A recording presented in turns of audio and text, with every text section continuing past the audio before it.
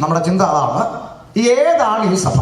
ചിലർ IPC ആണോ, AG ആണോ, ചർച്ചോ കാണോണാണോ, ശാലോമാണോ ഇപ്പോൾ ഇങ്ങനെ മുക്കിന് വന്നുകൊണ്ടിരിക്കുക.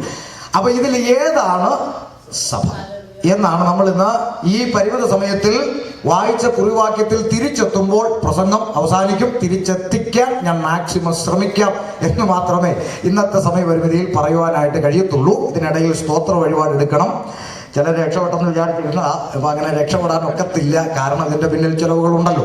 അപ്പം അതുകൊണ്ട് സ്തോത്ര വഴിപാടിനുള്ള സമയം കൂടെ വേഗത്തിൽ അങ്ങ് നീക്കിവെച്ച് ഞാൻ ദൈവവചനത്തോട് നീതി പുലർത്തുവാൻ കർത്താവിൽ ശരണപ്പെടുകയാണ്. ഒരു ഗാനത്തിൻ്റെ വരികൾ ദൈവനാമ മഹത്വത്തിനായിട്ട് ആലപിക്കുമ്പോൾ നിയോഗിക്കപ്പെട്ടവർ ആ കാര്യങ്ങളെ ക്രമീകരിക്കും. കർത്താവ് നമ്മെ സഹായിക്കട്ടെ. വേദപുസ്തകം ഇങ്ങനെ പറയുന്നു, അവൻ ദരിദ്രനെ ഉറക്കെ പറഞ്ഞു കുപ്പയിൽ നിന്ന് ഉയർത്തി പ്രഭുക്കന്മാരോടൊപ്പം ഇരുത്തുന്നു. വാസ്തവത്തിൽ എൻ്റെ അനുഭവത്തിൽ അത് അക്ഷരാർത്ഥത്തിൽ ശരിയാണ്.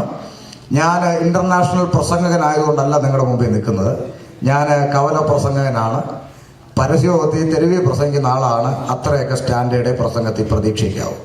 ചിലർ പറയും സ്റ്റാൻഡേർഡില്ല. അപ്പം അതുകൊണ്ട് പ്രസംഗത്തിൽ കവല പ്രസംഗൻ്റെ സ്റ്റാൻഡേർഡൊക്കെ പ്രതീക്ഷിച്ചാൽ മതി. പറയുന്ന കാര്യം പുസ്തകത്തിലുണ്ടോ എന്ന് മാത്രം നോക്കിയാൽ മതി.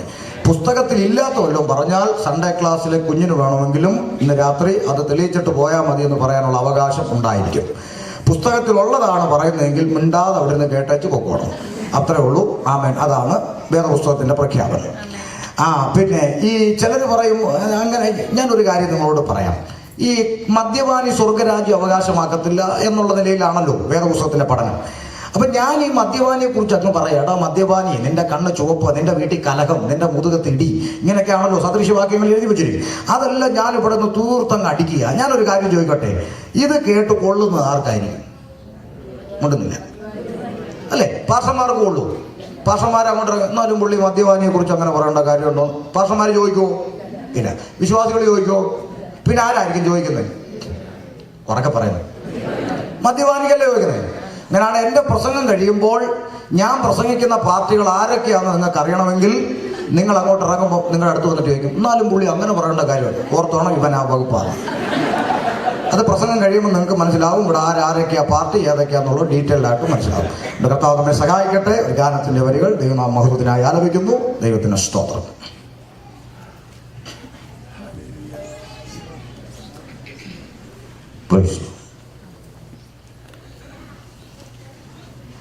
നിയോഗിക്കപ്പെട്ടവര് ജലരാശിക്കുമീതേ ഭൂതലത്ത് വിരിച്ചവൻ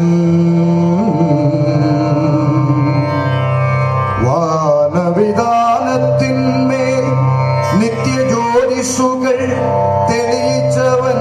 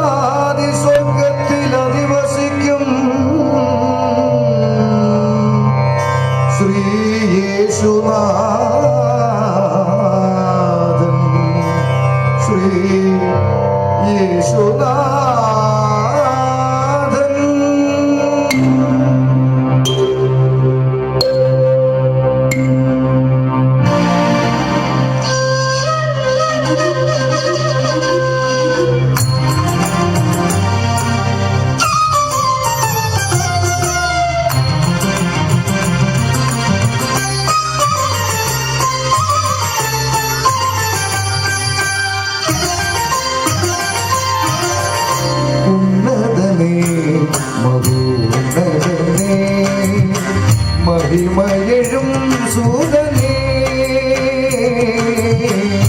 ഉന്നതനേ മഹോന്നതനേ മഹിമയഴും സൂതനേ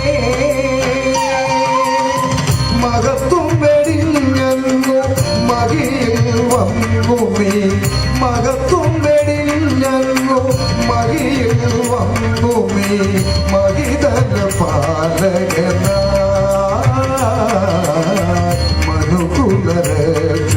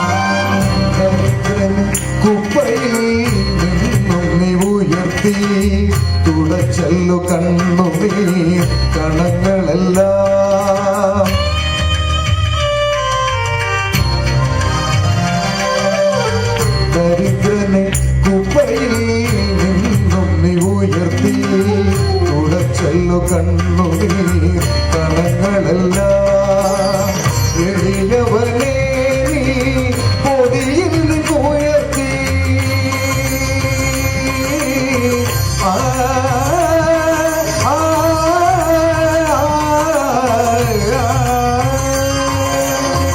എളിയവനെ നീ പൊടിയിൽ നിന്നുയർത്തി പ്രഭുക്കന്മാർക്കൊപ്പമിരുത്തി പ്രഭുക്കന്മാർക്കൊപ്പമിരുത്തി ഉന്നതനേ മഹോന്നതനേ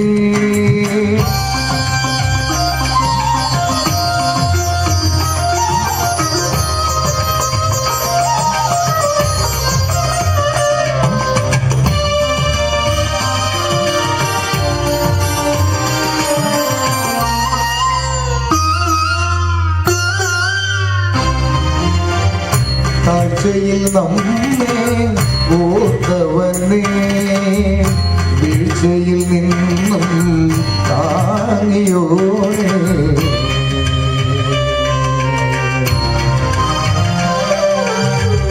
താഴ്ചയിൽ നമ്മെ ഓർത്തവനെ വീഴ്ചയിൽ നിന്നും താങ്ങിയോനെ ഉയരത്തിൽ നിന്നും ദാനങ്ങളെ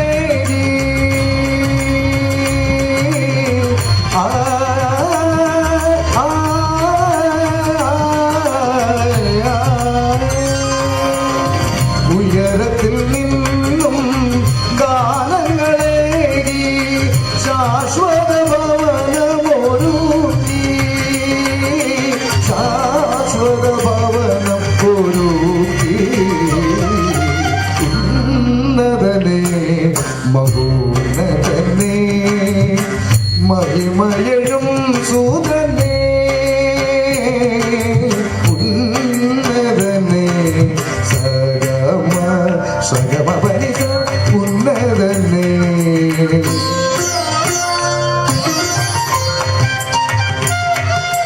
സന്നിധ ഗമ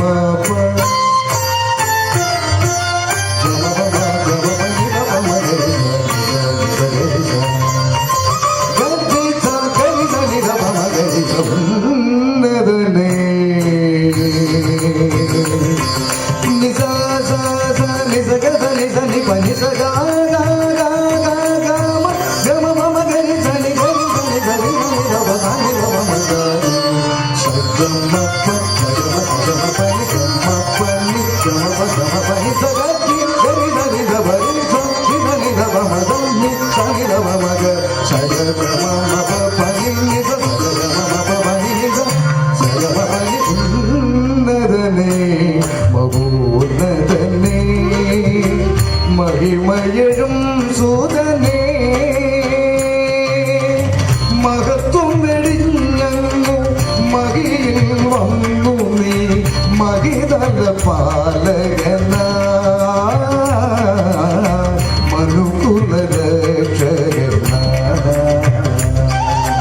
ഉന്നതനേ മഹോന്നതനേ മഹിമയഴും സൂതനേ.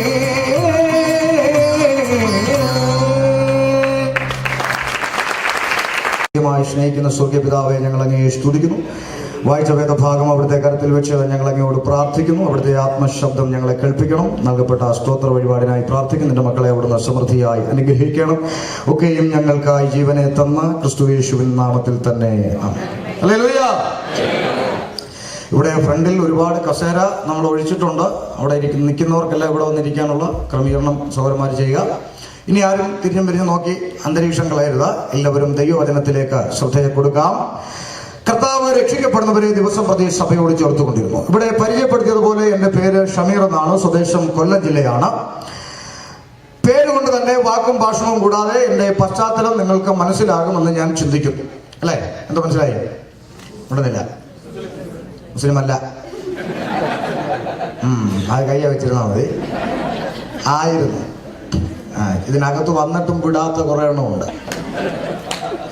ഇപ്പോൾ ചിലർക്കൊക്കെ എന്നെ ISS തീവ്രവാദിയാക്കാനുള്ള ശ്രമമാണ് പെന്തിക്കോസ്തുകാർ. സ്തോത്രം പിന്നാലെ. അപ്പൊ സംഗതി 2002 ഒന്നുകൂടെ പറഞ്ഞാൽ 2/8/2002 ഉച്ചയ്ക്ക് 12:40 രക്ഷിക്കപ്പെട്ടു. Praise the Lord.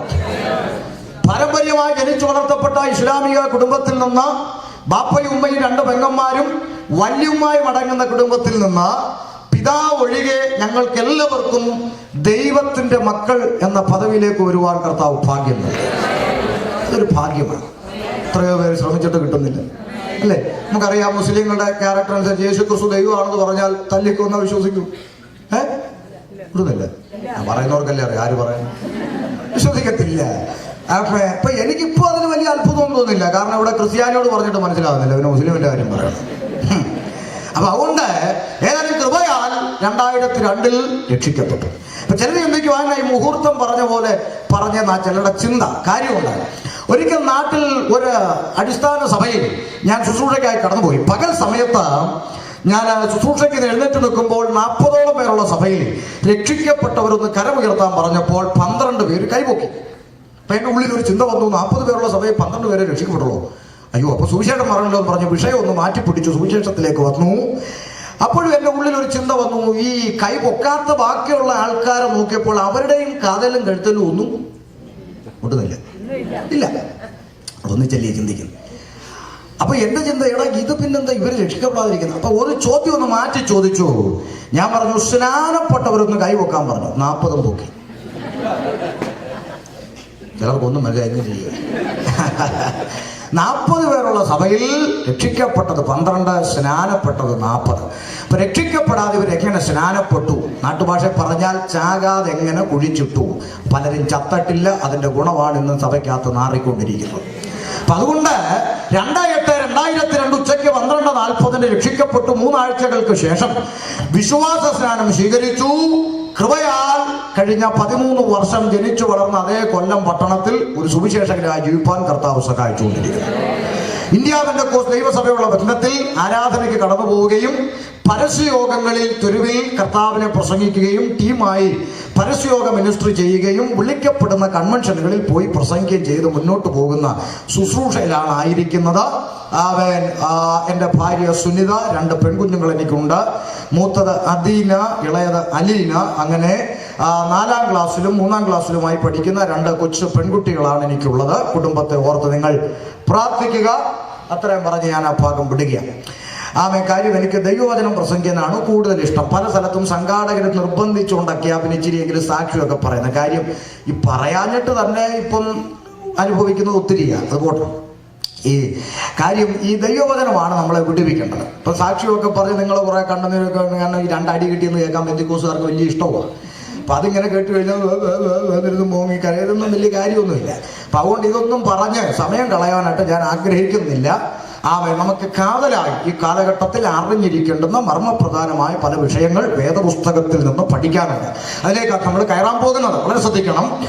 വേദപുസ്തകത്തിൽ എനിക്ക് ഈ ഞാൻ പറഞ്ഞല്ലോ, തെരുവിൽ നിന്നുകൊണ്ട് ഈ അമേരിക്കയുടെ പട്ടണത്തിലാണ് ഞാൻ നിൽക്കുന്നത്. എനിക്ക് നല്ല ഉറപ്പുണ്ട്. അമേരിക്കയിൽ വരെ ഞാൻ എത്തിയതല്ല, ദൈവം എന്നെ ഇവിടെ അയച്ചതാണ്. അതിന്റെ പിന്നിൽ ഒത്തിരി അത്ഭുതത്തിന്റെ സാക്ഷ്യം എനിക്ക് പറയാനുണ്ട്. ഒന്നും വിവരിക്കാൻ സമയം എടുക്കുന്നില്ല ഞാൻ. കാരണം ഇങ്ങോട്ട് വരുന്ന വരവിനെ സംബന്ധിച്ച്, അതിനോട് വഴിയാത്രകൾ ഉണ്ടായ വിഷയങ്ങളെ കുറിച്ചൊക്കെ അത്ഭുതകരമായ സാക്ഷ്യം ദൈവം ചെയ്ത അനുഭവങ്ങൾ പറയാനുണ്ട്. അതിലേക്ക് ദൈവം അനുവദിച്ചാൽ നാളെ ഞാൻ ആ കാര്യങ്ങളെ തൊട്ടുവിടാം. ഏതായാലും ദൈവം അയച്ചിട്ടാണ് ഈ പട്ടണത്തിൽ വന്നതെന്ന് എനിക്ക് നല്ല ബോധ്യമുണ്ട്. അതുകൊണ്ട് തന്നെ എന്തിനാ വന്നതെന്ന് ചോദിച്ചാൽ, ദൈവം പറയാൻ ഏൽപ്പിച്ച കാര്യം പറഞ്ഞേച്ച് സ്ഥലം വിടാനാണ് ദൈവം അയച്ചത്. അല്ല, ഇവിടെ പ്രോജക്റ്റ് ഇല്ല, എൻ്റെ ആവശ്യങ്ങളില്ല, ഇവിടെ പിരിവിന് വക്കറ്റും കൊണ്ട് വന്നല്ല ഇവിടെ ഒരു കാര്യവും.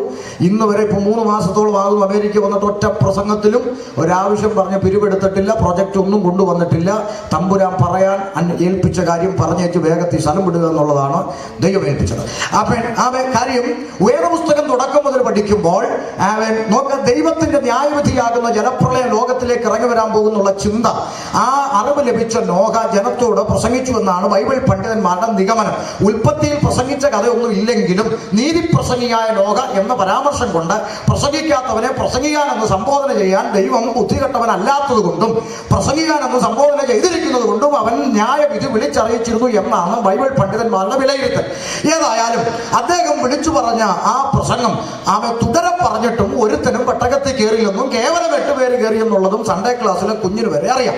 എന്റെ ചിന്ത, ഇദ്ദേഹം ഇങ്ങനെ പ്രസംഗിച്ചിട്ട് ഒരു ചിന്ത, ഇത്രയും നാള് ജലപ്രളയം വരുന്നെന്ന് പറഞ്ഞിട്ട് ഒരെണ്ണം പോലും കയറിയില്ല. എന്നാൽ പിന്നെ വിഷയം ഒന്ന് മാറ്റി പിടിച്ച് ഇനി കുറച്ചാൾ കാറ്റാക്കിയാലോ? മുടുന്നില്ല. ഇല്ല. അപ്പോ തമ്പുരാൻ പറയാൻ ഏൽപ്പിച്ചത് അങ്ങ് പറയാന്നുള്ളേ ഉള്ളൂ. അതുകൊണ്ട് എന്നെ ഈ പട്ടണത്തിൽ പറയാൻ ഏൽപ്പിച്ച വിഷയമാ ഞാൻ പോകുന്നിടത്തെല്ലാം പറഞ്ഞുകൊണ്ടിരിക്കുന്നത്. രക്ഷ എന്ന് പറയുന്നത് രക്ഷയാണ്. അത് പ്രസംഗിക്കേണ്ടടുത്ത് കഴിഞ്ഞ ആഴ്ചയിനപ്പുറത്ത് രക്ഷ പ്രസംഗിച്ചാണ്. ഇനിയിപ്പോ രക്ഷയ്ക്ക് വരെ വേറെ എന്ത് പറയാൻ? രക്ഷയ്ക്ക് വരെ വേറെ എന്ത് പറഞ്ഞിട്ട് എന്ത് കാര്യം? രക്ഷിക്കപ്പെടാന്ന് പറഞ്ഞാൽ രക്ഷിക്കപ്പെടുക, മാനസാന്തരപ്പെടാന്ന് പറഞ്ഞാൽ മാനസാന്തരപ്പെടുക. അതിന് പകരം വെക്കാൻ ഒരു പ്രസംഗമില്ല. അങ്ങനെ പകരം വെച്ചൊരു പ്രസംഗം കൊണ്ട് പ്രസംഗ പാഠവം തെളിയിക്കാനല്ല ഞാനിവിടെ നിൽക്കുന്നു. മനസ്സിലാവുന്നുണ്ടോ? നിങ്ങൾക്ക് ഒത്തിരി പ്രസംഗം കേൾക്കണമെങ്കിൽ 3 ദിവസത്തെ ഉപവാസ പ്രാർത്ഥന 6 സെക്ഷൻ ഉണ്ട്. എത്ര പ്രസംഗം വേണം? പ്രസംഗത്തിൽ ഇതിനകത്ത് മുട്ടുണ്ടോ? ഇന്നും കടൽ പോലെ കിടക്കുന്ന പുസ്തകത്തിൽ ദാണ്ട് 3 ദിവസം സാംകുട്ടി പാസ്റ്റർ ചർച്ചിൽ 6 സെക്ഷനിൽ പ്രസംഗിച്ച ആളാണ് ഞാൻ. പ്രസംഗത്തിന് മുട്ടില്ല. പറയാനുള്ളത് ഒറ്റ വിഷയമുള്ളൂ. ആമേൻ. പുതിയ നിയമത്തിലും പ്രസംഗം ആരംഭിക്കുന്നത് എങ്ങനെയാ?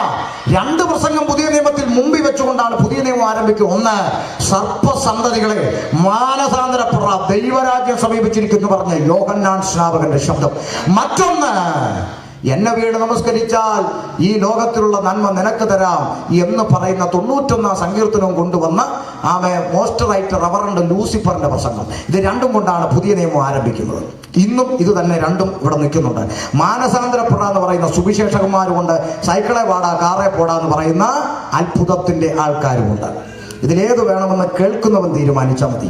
അമേരിക്കയിൽ നിങ്ങളുടെ മുമ്പിൽ നിൽക്കുന്ന ഞാൻ, ദൈവം ഇന്ന് രാത്രികാലം നിങ്ങളെ മാനിക്കാൻ പോവാ എന്ന് പറഞ്ഞാൽ അതിലും വലിയ വിഡ്ഢിത്തം വേറെയില്ല. കാരണം ഈ അമേരിക്കയിൽ വന്നിട്ട് എന്നെ ദൈവം മാനിച്ചില്ലെന്ന് ഇതിനകത്തിരിക്കുന്ന ഒരെണ്ണത്തിന് പറയാൻ ഒക്കത്തില്ല. ഒക്കോ? അങ്ങനെ പറഞ്ഞാൽ നിങ്ങൾ ദൈവത്തോട് കാണിക്കുന്ന അനീതിയാണ്. അതുകൊണ്ട് ഇതൊന്നും പറയാനില്ല ഇവിടെ നിൽക്കുന്നത്. വളരെ ഗൗരവകരമായി അറിഞ്ഞിരിക്കേണ്ടുന്ന ചില വിഷയങ്ങൾ വചന തെളിവിൽ നിന്നുകൊണ്ട് സംസാരിക്കാം. കുറിച്ച കുറിപ്പൊന്നുമില്ല. ഫ്ലൈറ്റേ കയറിയപ്പോൾ തന്ന ദൂതില്ലല്ലോ, വളവ് തിരിഞ്ഞപ്പോൾ ഇടപെട്ടതുമില്ല കേട്ടോ. ചിലർക്ക് ഈ വളവ് തിരിയുമ്പോൾ അങ്ങോട്ട് ഇടപെടില്ല. വാതൊക്കെ വന്നപ്പോഴാണ് തമ്പുരാൻ തട്ടി അങ്ങ് മാറ്റിയത്. ഇവിടെ തട്ടി മാറ്റിയതും കൊട്ടി മാറ്റിയതും ഫ്ലൈറ്റ് വെച്ചതും ഒന്നുമില്ല, കുറിപ്പും ഒന്നുമില്ല, പുസ്തകം ഞാൻ തുറക്കത്തുമില്ല. കാര്യം ഞാൻ എവിടെയും പഠിച്ച ഡിഗ്രിയുമില്ല. ഞാൻ ഇന്ന് വരെ ബൈബിൾ കോളേജിന്റെ പടിയും കണ്ടിട്ടില്ല. കർത്താവ് അനുവദിച്ചാൽ അടുത്ത വർഷം പഠിക്കാതെ ഉള്ളത്തിലൊരാഗ്രഹമുണ്ട്. അതിന്റെ ക്രമീകരണം ചെയ്തുകൊണ്ടിരിക്കുക. പഠിക്കുന്നത് എപ്പോഴും നല്ലതാണ്. കാര്യം ആരും പഠിച്ചു തീർന്നിട്ടില്ല ഇതുവരെ. PhD എടുത്തവരും പറയുന്നു ഇതുവരെ തീർന്നിട്ടില്ലെന്ന്. പിന്നാണോ നമ്മളൊരറ്റത്ത്. അപ്പൊ അതുകൊണ്ട് സംഗതി കുറിച്ചതും നോട്ട് ചെയ്തതും ഒന്നുമില്ല. ദൈവം ഇടപെടുന്ന കാര്യങ്ങൾ പൊട്ടനെ പോലെ പറഞ്ഞേച്ചു പോവുക. അതാണ് തമ്പുരാൻ ഏൽപ്പിച്ച ദൗത്യം. വിഷയത്തിലേക്ക് വരാം. 2002 പുസ്തകമെടുത്ത് പന്തക്കോസ്ത അനുഭവത്തിൽ ഇറങ്ങിത്തിരിച്ച നാൾ മുതൽ വിവിധ ചോദ്യങ്ങളെ അഭിമുഖീകരിക്കുന്ന ഒരാളാണ് ഞാൻ. എന്തിനാണോ നീ ക്രിസ്ത്യാനി ആയതെന്നാണ് 90% പേരുടെയും ചോദ്യം. മലബാർ മേഖലയിലാണ് ഈ ചോദ്യം ഞാൻ പലപ്പോഴും അഭിമുഖീകരിച്ചിട്ടുള്ളത്. മലബാർ നീ എന്തിനാ ക്രിസ്ത്യാനി ആയത്? 90% പേരും അങ്ങനെ ചോദിക്കുമ്പോൾ 10% ചോദിക്കുന്നത് അങ്ങനല്ല, ക്രിസ്ത്യാനി ആയത് പോട്ടെ, എന്തരായാലും പോയതോ പോയി. ഈ കലവില പറയുന്നവരുടെ കൂട്ടത്തിൽ എന്തിനു കൂടി? അതാണ് പലരുടെയും ചിന്ത. കലവില പറയുന്ന കൂടെ എത്ര പള്ളികൾ ഇവിടെ ഉണ്ട് നോക്കേ. 1000 ഇറങ്ങി വരുന്ന പള്ളി, മാർബിള് കെട്ടിയ പള്ളി, മുറ്റത്തെത്ര കാറ, അങ്ങനെ എന്തെല്ലോ വലിയ പള്ളികളുണ്ട്. അവിടെ എങ്ങും പോകാതെ 20-30 പേരിരുന്ന് ബുലുബുലൂന്ന് അടിക്കുന്നിടത്ത് പോയല്ലോ എന്ന് ചിലർ ആക്ഷേപിച്ച് പറയാറുണ്ട്. പ്രിയ സ്നേഹിതരെ, എന്താ കാരണമെന്നറിയാമോ? ഈ ആത്മീയ ഗോളത്തിൽ പലരും പഠിച്ചു വെച്ചിരിക്കുന്നത് ആള് കൂടുന്നത് ആത്മീയമാണെന്ന്. തെറ്റിപ്പോയി കേട്ടോ. ആള് കൂടുന്നത് ആത്മീയമാണെന്ന് ചിന്തിച്ചുകൊണ്ട് ഇന്ന് പെന്തക്കോസ്തിനകത്തും ഉപദേശിമാരെന്ന് പറയുന്നവർ, എല്ലാവരും ഉപദേശിമാരല്ലല്ലോ. എല്ലാവരും ഉപദേശിമാരാണോ? ഒന്നുമല്ല. ഭാര്യയ്ക്ക് ജോലിയുണ്ട്, പുള്ളിക്കാരന് ജോലിയൊന്നുമില്ല. അങ്ങനെ ഇരുന്നിരുന്ന് ചിലരങ്ങ് പാസ്റ്ററായി. കാര്യം ദൈവം വിളിച്ചിട്ടൊന്നുമല്ല, വേറെ ജോലിയൊന്നും കുത്തിയിരുന്ന. എന്നാൽ പിന്നെ പാസ്റ്ററായേക്കാന്ന് വിചാരിച്ച് എത്രണ്ണം പാസ്റ്ററായി. അങ്ങനെ പാസ്റ്ററായി. പിന്നെ ഡോളർ ഉണ്ടെങ്കിൽ കാറിൽ ഒപ്പിക്കുന്നതിന് വലിയ പാടുണ്ടോ? ഉണ്ടെന്നില്ലല്ലോ. അപ്പൊ അങ്ങനെ ഒത്തിരി പേര്, എല്ലാം ദൈവം വിളിച്ചൊന്നുമല്ല. അപ്പൊ ഉപദേശിമാരെന്ന് പറയുന്ന പലരും ഇന്ന് ഉപദേശത്തേക്ക് അത്രയ്ക്ക് വെച്ചുകൊണ്ട് ആളെ കൂട്ടാൻ ശ്രമിച്ചുകൊണ്ടിരിക്കുകയാണ്. നമ്മുടെ പിതാക്കന്മാര് ചപ്പന്നും ചവറന്നും കണ്ട് വലിച്ചെറിഞ്ഞതാണ് ഇന്നത്തെ തലമുറയുടെ വാഗ്ദത്തം. മനസ്സിലായില്ല? അപ്പൊ അതുകൊണ്ട് ശ്രദ്ധിക്കണേ. ആ കാലഘട്ടത്തിൽ വേദപുസ്തകം ആദ്യം മുതൽ പഠിച്ചാൽ ഏതു വിധത്തിലും ആളുകൂടിയാൽ പ്രസാദിക്കുന്ന ദൈവം വിശുദ്ധ വേദപുസ്തകത്തിലില്ല. ഏത് വിധത്തിലാലും വേണ്ടി ആള് കൂടിയാൽ മതി എന്നുണ്ടെങ്കിൽ ഷമീർ കൊല്ലം ഇന്ന് ഇവിടെ വരണ്ട, മറഡോണയെ കൊണ്ട് ഉദ്ഘാടനം ചെയ്യിച്ചാൽ മതി. അമേരിക്കയിൽ ഒട്ടുമിക്ക ജനവും ഇവിടെ കൂടും. സഞ്ചിക്ക് നല്ല തൂക്കവും കിട്ടും. ആരും മിണ്ടുന്നില്ല. ഏതു വിധത്തിലും ആളുകൂടിയാൽ പ്രസാദിക്കുന്ന ദൈവം വിശുദ്ധ വേദ പുസ്തകത്തിൽ ഇല്ല. ആമേൻ. മനസ്സിലാകുന്നുണ്ടോ? ആമേൻ. ഇന്ന് ഉപദേശത്തെ കത്രിക വെച്ച് ആളെ കൂട്ട ഉപദേശിമാര് പാടുപെട്ടുകൊണ്ടിരിക്കുക. ശ്രദ്ധിക്കണം, ഉൽപ്പത്തി മുതൽ പഠിക്കുക. ന്യായവിധിയാകുന്ന ജലപ്രളയത്തിൽ അഴുകി ഒഴുകി ഒലിച്ചുപോയ ലക്ഷങ്ങളെ കുറിച്ച് ഓർത്ത് തലേ കൈവച്ച് കരഞ്ഞൊരു ദൈവമല്ല എന്റെ ദൈവം. മറിച്ച് പ്രമാണത്തിൽ നിൽക്കുന്ന വെറും 8, പറഞ്ഞതനുസരിക്കാൻ മനസ്സുള്ള വെറും 8, പെട്ടകം ഉണ്ടാക്കണമെന്ന് പറഞ്ഞാൽ ഉണ്ടാക്കാൻ മനസ്സുള്ള, ഇറങ്ങി പ്രസംഗിക്കണമെന്ന് പറഞ്ഞാൽ പ്രസംഗിക്കാൻ മനസ്സുള്ള വെറും 8, ആ ഒറ്റയക്കം അതിൽ പ്രസാദിച്ച ദൈവത്തെയാണ് ശമീർ വേദപുസ്തകത്തിൽ കണ്ടത്. പുറപ്പാട് പഠിക്കമ്മേ, ദൈവത്തിന്റെ അരുളപ്പാട് പ്രാപിച്ച് മലയിറങ്ങി വരുന്ന മോശ ഒറ്റയ്ക്കുള്ളൂ. പക്ഷെ പുള്ളിയുടെ കയ്യിൽ ഉള്ളത് തമ്പുരാന്റെ അരുളപ്പാട്. തമ്പുരാന്റെ അരുളപ്പാട് ലഭിച്ചവൻ ഒറ്റയ്ക്ക് മലയിറങ്ങി വരുമ്പോൾ മലയുടെ അടിവാരത്ത് ഒരു ഭൂരിപക്ഷം ആൾക്കൂട്ടം അവിടങ്ങ് തുള്ളി മറിയാട്ടം. ഇപ്പോഴത്തെ പിള്ളേരുടെ ഭാഷ പറഞ്ഞ പ്രൈസ് ആൻഡ് വർഷിപ്പ് നടക്കുക അവിടെ. അങ്ങനെ ഇപ്പൊ പേര് പ്രൈസ് ആൻഡ് വർഷിപ്പ്. ഇപ്പൊ നാട്ടിൽ ആ പേര് അങ്ങനല്ല, നോൺ സ്റ്റോപ്പ് വർഷിപ്പ്. 101 മണിക്കൂർ നോൺ സ്റ്റോപ്പ്. നമുക്ക് നിർത്തില്ലെന്നാണ് പറയുന്നത്. നിർത്താൻ ഒക്കത്തില്ല, അങ്ങ് വന്നുകൊണ്ടിരിക്കുക. നോൺ സ്റ്റോപ്പായിട്ട് അങ്ങ് വർഷിപ്പ് നടക്കുക. സ്തോത്രം. ഓക്കെ. അപ്പം ഇന്ന് അങ്ങനെ പല പേരുകളാണ് ഇന്ന് അറിയപ്പെടുന്നത്. ഈ നോൺ സ്റ്റോപ്പ് വർഷിപ്പിന് അകത്തോട്ടൊക്കെ ഒന്ന് കയറി നോക്കിയാലാണ് നമ്മുടെ കണ്ണ് തള്ളിപ്പോകുന്ന കാര്യം. എന്താ?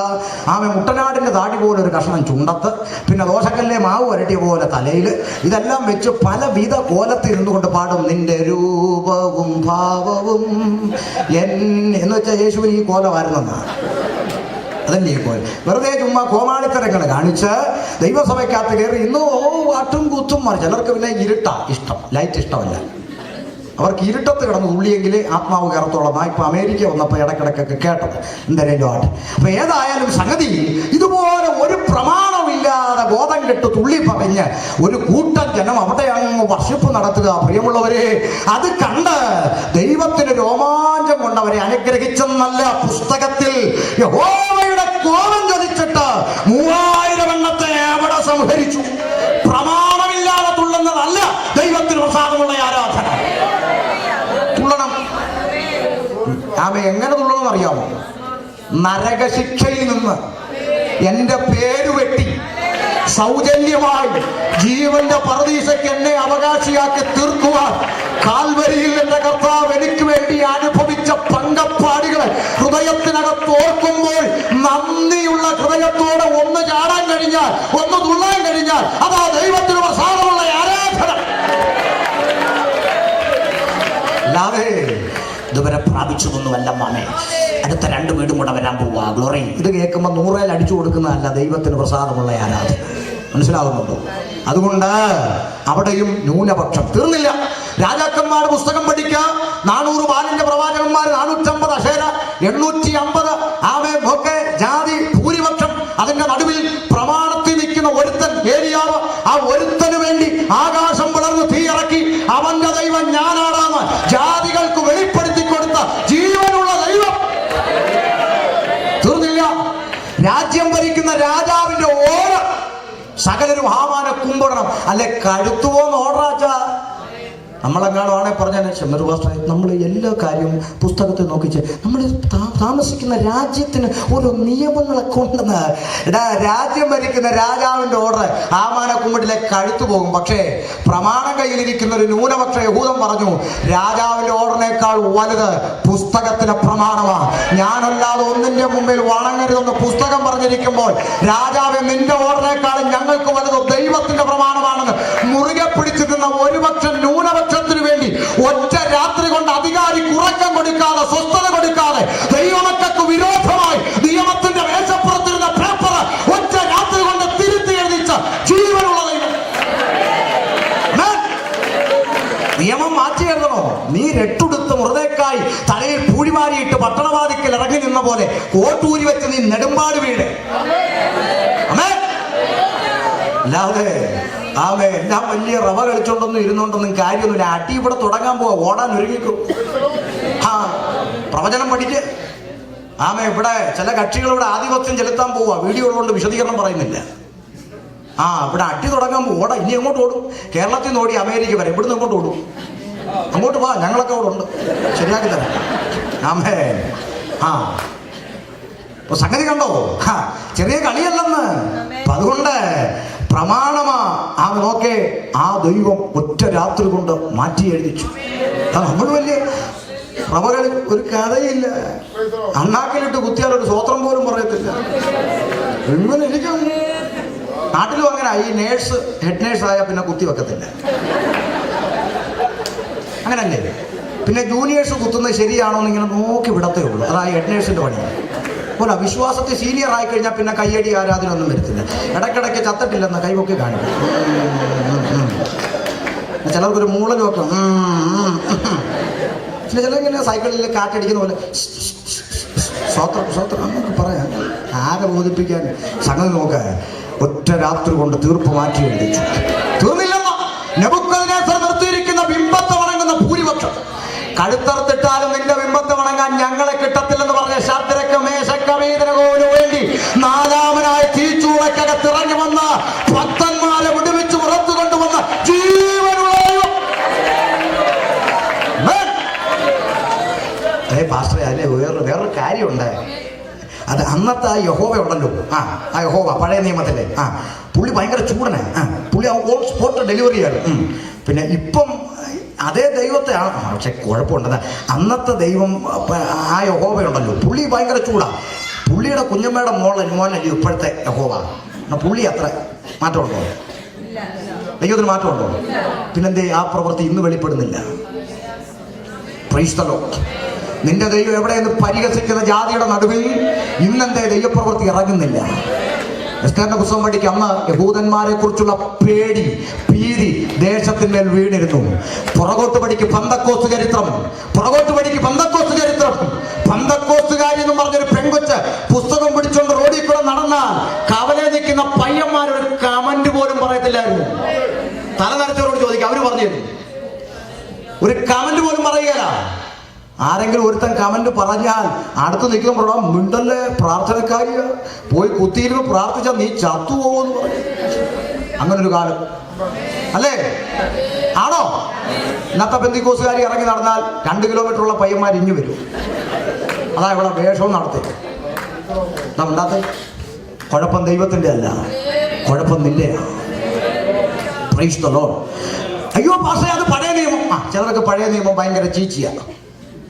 ഇപ്പൊ പിതാക്കന്മാരെ തെറി വിളിച്ചുകൊണ്ട് അരനിക്കുറൂട്ടുണ്ട് കുറെ എണ്ണം ഇറങ്ങിയിട്ടുണ്ട്. ന്യൂ ജനറേഷൻ എന്ന് പറഞ്ഞ് അവന്മാർക്ക് ഈ പഴയ നിയമം കണ്ടാങ്ങ് എന്ന് പിശാച് കുരിശി കാണുന്ന പോലെ എന്ന് പറഞ്ഞു. അങ്ങ് ഭയങ്കര പേടിയാണ്. വല്ലാത്തൊരു അനുഭവം പറയുക. പഴയ നിയമം ഇവർക്ക് വേണ്ടാന്നാ പറയുക. പക്ഷേ മുമ്പിലിരിക്കുന്ന ഈ പാവപ്പെട്ട കുഞ്ഞുങ്ങളെ തുള്ളിക്കാൻ വേണ്ടി ഇവന്മാർ ഉപയോഗിക്കുന്ന വാക്യമെന്നറിയാമോ? പ്രാപിക്ക പ്രാപിക്ക, അന്ത്യകാലത്ത് സകല ജഡത്തിന്മേലും എന്റെ ആത്മാവിനെ പകരം പുത്രന്മാർ പുത്രിമാർ. അതാരാ പറഞ്ഞേ? ഉണ്ടെന്നില്ലല്ലോ. അതാരാ പറഞ്ഞേ? യോവേൽ പ്രവാചകൻ പഴയ നിയമത്തിൽ പറഞ്ഞതോ. പക്ഷെ അവനിത് അപ്പോസ്തല പ്രവൃത്തിയിലേ കണ്ടിട്ടുള്ളൂ. വലിയ കുഴപ്പം. അപ്പൊ അതുകൊണ്ട് ഇതൊക്കെ ചുമ്മാ എന്തെങ്കിലും വെളിവുകേട്. സായിപ്പന്മാർ ഇംഗ്ലീഷിൽ പറയുന്നതെല്ലാം ഞാൻ രാത്രി കാലങ്ങളിൽ ഇന്റർനെറ്റിൽ കയറി കുത്തിയിരുന്ന് അതെല്ലാം എടുത്ത് മലയാളത്തിലാക്കി കൊണ്ടുവന്ന് ഛർദ്ദിക്കുമല്ലേ. എന്ത് വിവരക്കേട്. അല്ല ദൈവസന്നിധി ഞങ്ങളെ ഇരുന്ന് പ്രാപിച്ചാണ്. ആമേ, ശ്രദ്ധിക്കണേ. അപ്പൊ അതുകൊണ്ട് പുതിയ നിയമത്തിൽ ഇതിന് ഓപ്പോസിറ്റ് ആണോ? അല്ലല്ല. പുതിയ നിയമത്തിലും ഏതു വിധത്തിലും ആളെ കൂട്ടുന്ന വകുപ്പ് യേശുവിനുമില്ല. കർത്താവിന്റെ പുറകെ പുരുഷാരം ബഹുപുരുഷാരം കടന്നു വരിക. 5 അപ്പം കൊണ്ട് 5000 പേരെ പൊടിപ്പിച്ചിട്ട് കർത്താവ് പ്രാർത്ഥനയ്ക്ക് മലയിൽ കയറി പോയപ്പോൾ ഇവര് തപ്പി നടക്കുക, കാണുന്നില്ല. തപ്പി കണ്ടുപിടിച്ചിട്ട് എവിടെയായിരുന്നു? കർത്താവ് വിചാരിച്ച സ്നേഹം കൊണ്ടങ്ങാണ്ടായി. എന്ത് പറ്റി? തിരക്കി വിഷമിച്ചോ? പിന്നെ എന്തിനാ? ഉടനെ പറയാ, മരുഭൂമിയിൽ ഞങ്ങളുടെ പിതാക്കന്മാർക്ക് മോശ അപ്പോ ഇറച്ചിയൊക്കെ കൊടുത്താ. അപ്പൊ ഞങ്ങൾക്ക് ഇനി സ്ഥിരമായിട്ട് ഇങ്ങ് തന്നോണ്ടിരുന്നാൽ കൂടെ വരാൻ. പക്ഷേ കർത്താവ് ചിന്താഗതി മനസ്സിലായിട്ട് വിഷയം ഒന്ന് മാറ്റിപ്പിടിച്ചു. കർത്താവ് പറഞ്ഞു, നിങ്ങൾ ലോകപ്രകാരമുള്ള ആഹാരം അന്വേഷിക്കുന്നു, ഞാൻ സ്വർഗത്തിൽ എന്ന് പറഞ്ഞ ജീവന്റെ അപ്പമാ എന്ന് പറഞ്ഞ് ഉപദേശം അങ്ങോട്ട് മാറ്റിപ്പിടിച്ചു. എന്നിട്ട് കർത്താവ് പറഞ്ഞു, എന്റെ നിമിത്തം സുവിശേഷ നിമിത്തം അപ്പനെയോ അമ്മയോ വീടോ വസ്തുവോ നിലങ്ങളെയോ മക്കളെയോ സ്വന്തം പ്രാണനെ കൂടെ പകയ്ക്കാതെ ഇരിക്കുന്നവന് എന്റെ ശിഷ്യനായിരിക്കാൻ കഴിയില്ല. എന്റെ ചിന്ത പറഞ്ഞേച്ച് തിരിഞ്ഞു നോക്കിയപ്പോൾ മിച്ചം 12. നിങ്ങൾ ശ്രദ്ധിക്കട്ടെ, 12. എന്റെ ഒരു ഭാവന പറയുക. ഒരു ഭാവന വേണമെങ്കിൽ എടുത്താൽ മതി, വേണ്ട കളഞ്ഞു. ഭാവനയില്ലയോ? തിരിഞ്ഞു പോയി. മിച്ചം 12. കർത്താവ് ചോദിക്കുക, ബാക്കിയുള്ളവരൊക്കെ എന്ത് വെച്ചത്? എല്ലാം പോയോ? പിന്നെ പോവാതെ ഒരു മര്യാദക്കൊക്കെ പറയണ്ടേ? അല്ല, ഒരു മര്യാദക്കൊക്കെ പറ. അപ്പനെ വിടണം, അമ്മയെ വിടണം, സഹോദരനെ വിടണം, സഹോദരിയെ വിടണം, വസ്തു വിടണം. ഈ വസ്തുവൊക്കെ ഉണ്ടാക്കാൻ പറ്റ പാട് കർത്താവിനറിയാവോ? അല്ല, നിങ്ങൾ ഈ പറയുന്നത് കേട്ടോണ്ട് സഹോദരങ്ങളെയൊക്കെ വിട്ട് ഞങ്ങൾക്ക് അങ്ങനെ ചാടി ഇറങ്ങാൻ പറ്റുമോ? കൊച്ചിന് ഫീസ് കൊടുക്കുന്നത് കുഞ്ഞമ്മയാണ്. നിങ്ങൾ പറയുന്നത് കേട്ടോണ്ട് അങ്ങനെ ചാടി ഇറങ്ങാൻ നോക്കുമോ? അണ്ട് ഒരു മര്യാദക്കൊക്കെ പറ. ഉണ്ടെന്നില്ല. അവർ പറഞ്ഞൊരു പദം, ഇത് കഠിന വാക്ക്. Price the Lord. ഉപദേശം ഇച്ചിരി കഠിനമാണ്. അത് ഉൾക്കൊള്ളാൻ വയ്യാതെ അപ്പം തിന്നാൻ വന്നവനും അത്ഭുതം കാണാൻ വന്നവനും നടുവേദന പല്ലുവേദന ഉളുക്ക് പിരിപ്പ് തരിപ്പ് മഴ ഇതെല്ലാം മാറാൻ വന്നവനും മാറിയിട്ട് ആ വഴി പോകും. കഠിന ഉപദേശം പിൻപറ്റാൻ മനസ്സുള്ളവൻ യേശുവിന്റെ പിന്നാലെയാണ്. Price the Lord. ഇതിന്റെ പേരിൽ സ്വന്തം പ്രാണൻ കൂടെ പകയ്ക്കേണ്ടി വന്നാലും, അതുകൊണ്ടാ നോർത്ത് ഇന്ത്യയുടെ മണ്ണിൽ നിറവയറോടെ നിൽക്കുന്ന അമ്മമാരുടെ പള്ളക്ക് കത്തി കയറിയിട്ടും ജീവനോടെ പച്ചയ്ക്ക് കൊളുത്തിയിട്ടും കഴുത്തെ കത്തി വെച്ച് കോഴിയെ കണ്ടിക്കുന്ന പോലെ അരിഞ്ഞു തള്ളിയിട്ടും പ്രാണനാഥനെ തള്ളിപ്പറയാത്ത അമ്മമാരെ നിങ്ങൾക്ക് കാണാം. അവൻ അബദ്ധം പറ്റിയതല്ല, ക്രൂശിന്റെ മാർഗമായത്. തീർന്നില്ല. ആമേൻ. ഓക്കേ, അതുകൊണ്ട് ഇച്ചിരി മര്യാദക്കൊക്കെ പറയുന്ന ഒരു പക്ഷേ ശിഷ്യന്മാർ പറഞ്ഞിരിക്കാം. ആമേൻ, ഭാവനയാ. എന്നാൽ ആ സ്ഥാനത്ത് ഞാനോ സാങ്കുട്ടി പാസ്റ്ററോ നമ്മുടെ മാത്യു പാസ്റ്ററോ എങ്ങാണോ ആരുന്നെങ്കിൽ, ഞങ്ങളെങ്ങാണോ ആരും ആ സ്ഥാനത്തെങ്കിൽ എന്ത് പറയുമെന്നറിയാമോ? സംഭവിച്ചു പറഞ്ഞു പോയത് പോട്ടെ, നിങ്ങളേലും ഇട്ടേച്ച് പോവല്ലേ. നമ്മളൊന്നുമില്ലല്ലോ, ഒരു ബിൽഡിങ്ങും എടുത്ത് വാടകയും കൊടുത്ത് ഇത്രയും കഷ്ടപ്പെട്ടെല്ലാം ഇതാക്കി വെച്ചു. ഒരു കാര്യം ചെയ്യും, അച്ഛനെ ഞാൻ സെക്രട്ടറി ആക്കാം, അച്ഛനെ ട്രഷാറും ആക്കാം, നമുക്ക് ഉള്ളതുകൊണ്ട് തട്ടിപ്പൊത്തി പോവാച്ച. ഇതേ ഞങ്ങൾ പറയത്തുള്ളൂ. കർത്താവിൻ്റെ തിയറി നിങ്ങൾക്കും ഇങ്ങനൊക്കെ തന്നെ നിങ്ങളുടെ പുസ്തകത്തിലും. എന്നിട്ട് എന്ത് ബോധമില്ലാത്ത സ്വത്രം. ആമേ, നിങ്ങൾക്കും പോകാൻ മനസ്സിലെ വിട്ടോളാൻ പറഞ്ഞു. അവർ പറഞ്ഞൊരു മറുപടി ഉണ്ട്, എന്റെ ഹൃദയത്തെ ആനന്ദിപ്പിച്ചൊരു മറുപടി ഉണ്ട്. അവർ പറഞ്ഞ വാക്ക്, കർത്താവേ, ഞങ്ങൾ ആരുടെ അടുക്ക പോണം? പെന്തക്കോസ്തിനകത്ത് ഞാൻ പറഞ്ഞല്ലോ, എന്നെ മുസ്ലിങ്ങൾ കൊല്ലത്തില്ല, RSSകാരും കൊല്ലത്തില്ല. എന്നെ കൊല്ലുന്നെങ്കിൽ പെന്തിക്കോസുകാരെ ഉറപ്പാണ്.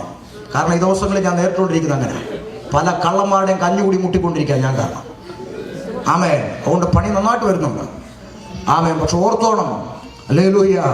അവർ പറഞ്ഞ് ഞങ്ങൾ ആരുടെ അടുക്ക് പോകും. ഞാൻ ഇങ്ങോട്ട് വരുന്ന വഴി ആമേ ചന്ദ്രൻപുരനോട് ചോദിച്ചാൽ അറിയാം. ഫോൺ വിളിച്ചു, ഫോൺ വിളിച്ചിട്ട് പലരും പറഞ്ഞു, പാസ്റ്ററെ ഞങ്ങളെല്ലാം കാണുന്നുണ്ട്, അറിയുന്നുണ്ട്, പിന്മാറിപ്പോകരുത്. അപ്പൊ അവർക്ക് പേടി, ഞാനിതെല്ലാം ഏറ്റിട്ട് ആ കള്ളന്മാരുടെ കൊള്ളക്കാരുടെ അടുത്തോട്ട് വന്നേ പിന്മാറിപ്പോവോ? ഞാൻ പറഞ്ഞു, എന്റെ പൊന്നച്ചാ, ഞാൻ പിന്മാറി പോണമെങ്കിൽ യേശുവിനേക്കാളും വലിയൊരു ദൈവത്തെ ഞാൻ കണ്ടുമുട്ടണം.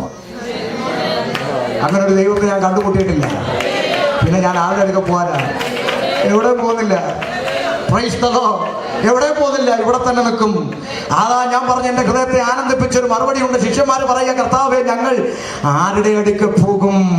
നിത്യജീവന്റെ മൊഴികൾ നിന്റെ മക്കളല്ലേ.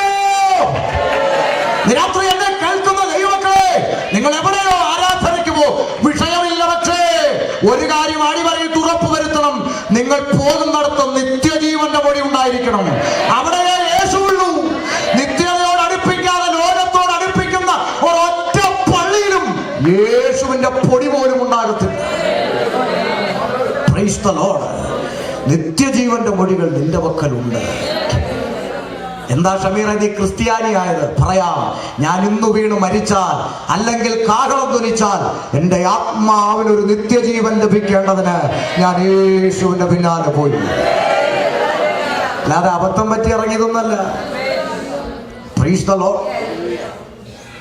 അതുകൊണ്ട് ആള് കൂടുന്ന ആത്മീയൊന്നും പറഞ്ഞേക്കല്ലേ. ഇപ്പൊ നാട്ടിലെ അവസ്ഥ ഇങ്ങനെ, ആള് കൂടാൻ വേണ്ടി യാഗം കഴിച്ച് നിയമം ചെയ്ത വിശുദ്ധന്മാരുടെ പുൾപിറ്റിൽ സകല അണ്ടനെ അടകോടനെ സകല വിധ ചീഞ്ഞു ഞാറുന്ന രാഷ്ട്രീയക്കാരെന്ന് വേണ്ട സകല എണ്ണത്തിനെയും പിടിച്ച് യാഗം കഴിച്ച് നിയമം ചെയ്ത വിശുദ്ധന്മാരുടെ പുൾപിറ്റിലിരുത്തി പൊന്നാട എണീക്കുക. അയ്യോ, പ്രൈസ് ദി ലോർഡ്. അശുദ്ധിക്കും വിശുദ്ധിക്കും തമ്മിൽ എന്ത് ചേർച്ച. ഹല്ലേലൂയ. ഒന്നും മിണ്ടല്ലേ, വിലക്ക് വരുമെന്നാ പറയുന്നത്. പോടോ, പേടിപ്പിക്കാതെ. നാട്ടിലെ തെരുവിലിറങ്ങി പ്രസംഗിക്കുന്നതിന് എനിക്ക് ആരുടെ അനുവാദം വേണ്ടേ? ഇയാൾ വിലക്ക്. ചിലർ പറയുന്ന, പാസ്റ്ററെ, അമേരിക്കയിൽ ഇങ്ങനെയൊക്കെ പ്രസംഗിച്ചാൽ ഇനിയും വരണ്ടതാ. പറച്ചിൽ കേട്ടാ ഇവന്റെ ഭാര്യയ്ക്ക് സ്ത്രീധനം കൊടുത്ത അമേരിക്കയിൽ നിന്ന്. ഹല്ലേലൂയ. അങ്ങനെ ആമേൻ. കുഞ്ഞേ, ഇതൊക്കെ പറയുമ്പോ പുറകോട്ടൊന്ന് തിരിഞ്ഞു നോക്കണം. ഒരു മുഷിഞ്ഞ ഭാഗം പിടിച്ച് എയർപോർട്ടിൽ ഇറങ്ങി കണ്ണും തള്ളി അങ്ങോട്ട് പോകും ഇങ്ങോട്ട് പോകണം എന്നറിയാതെ നിന്ന സ്ഥാനത്ത് തമ്പുരാൻ ഇവിടെ 2 വീടും കാറും ഒക്കെ തന്നൊന്ന് വാങ്ങിച്ചപ്പോഴത്തേക്ക് നീ അല്ല തീരുമാനിക്കുന്ന അമേരിക്കയിൽ ആര് വരണമെന്ന്. തമ്പുരാൻ അയക്കുന്നവർ വരും പോകും. അത് ദൈവത്തിന്റെ പദ്ധതിയാണ്. മനസ്സിലാവുന്നുണ്ടോ? വിരട്ട് ശൈലിയൊന്നും ഇവിടെ നിൽക്കണ്ട. ആമേൻ. കൊണ്ട് ശ്രദ്ധിച്ചോണം.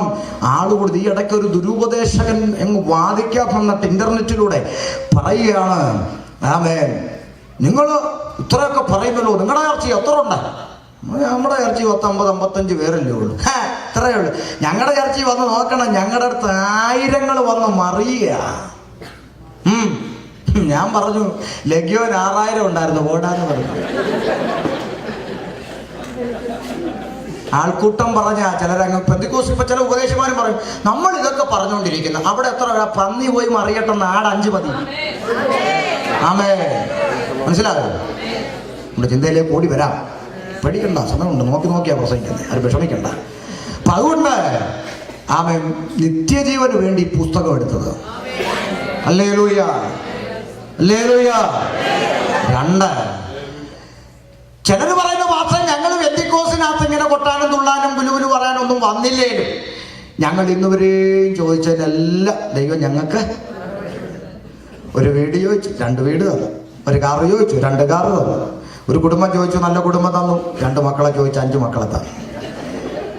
1 ഏക്കർ ഭൂമി ചോദിച്ചു, 5 ഏക്കർ നാട്ടിൽ തന്നു. അങ്ങനെ എന്തെല്ലാം തന്നു. പ്രിയമുള്ളവരെ, ഭൗതികമായ വിഷയത്തിന് വിടുതൽ കിട്ടിയത് കൊണ്ട് യേശു എൻ്റെ കൂടാന്ന് നീ പറയുന്നെങ്കിൽ യേശു അംബാനിയുടെ വീട്ടിൽ സ്ഥിരതാമസക്കാരനാന്ന് സമ്മതിച്ചിട്ട് ഇവിടുന്ന് പോകാവൂ.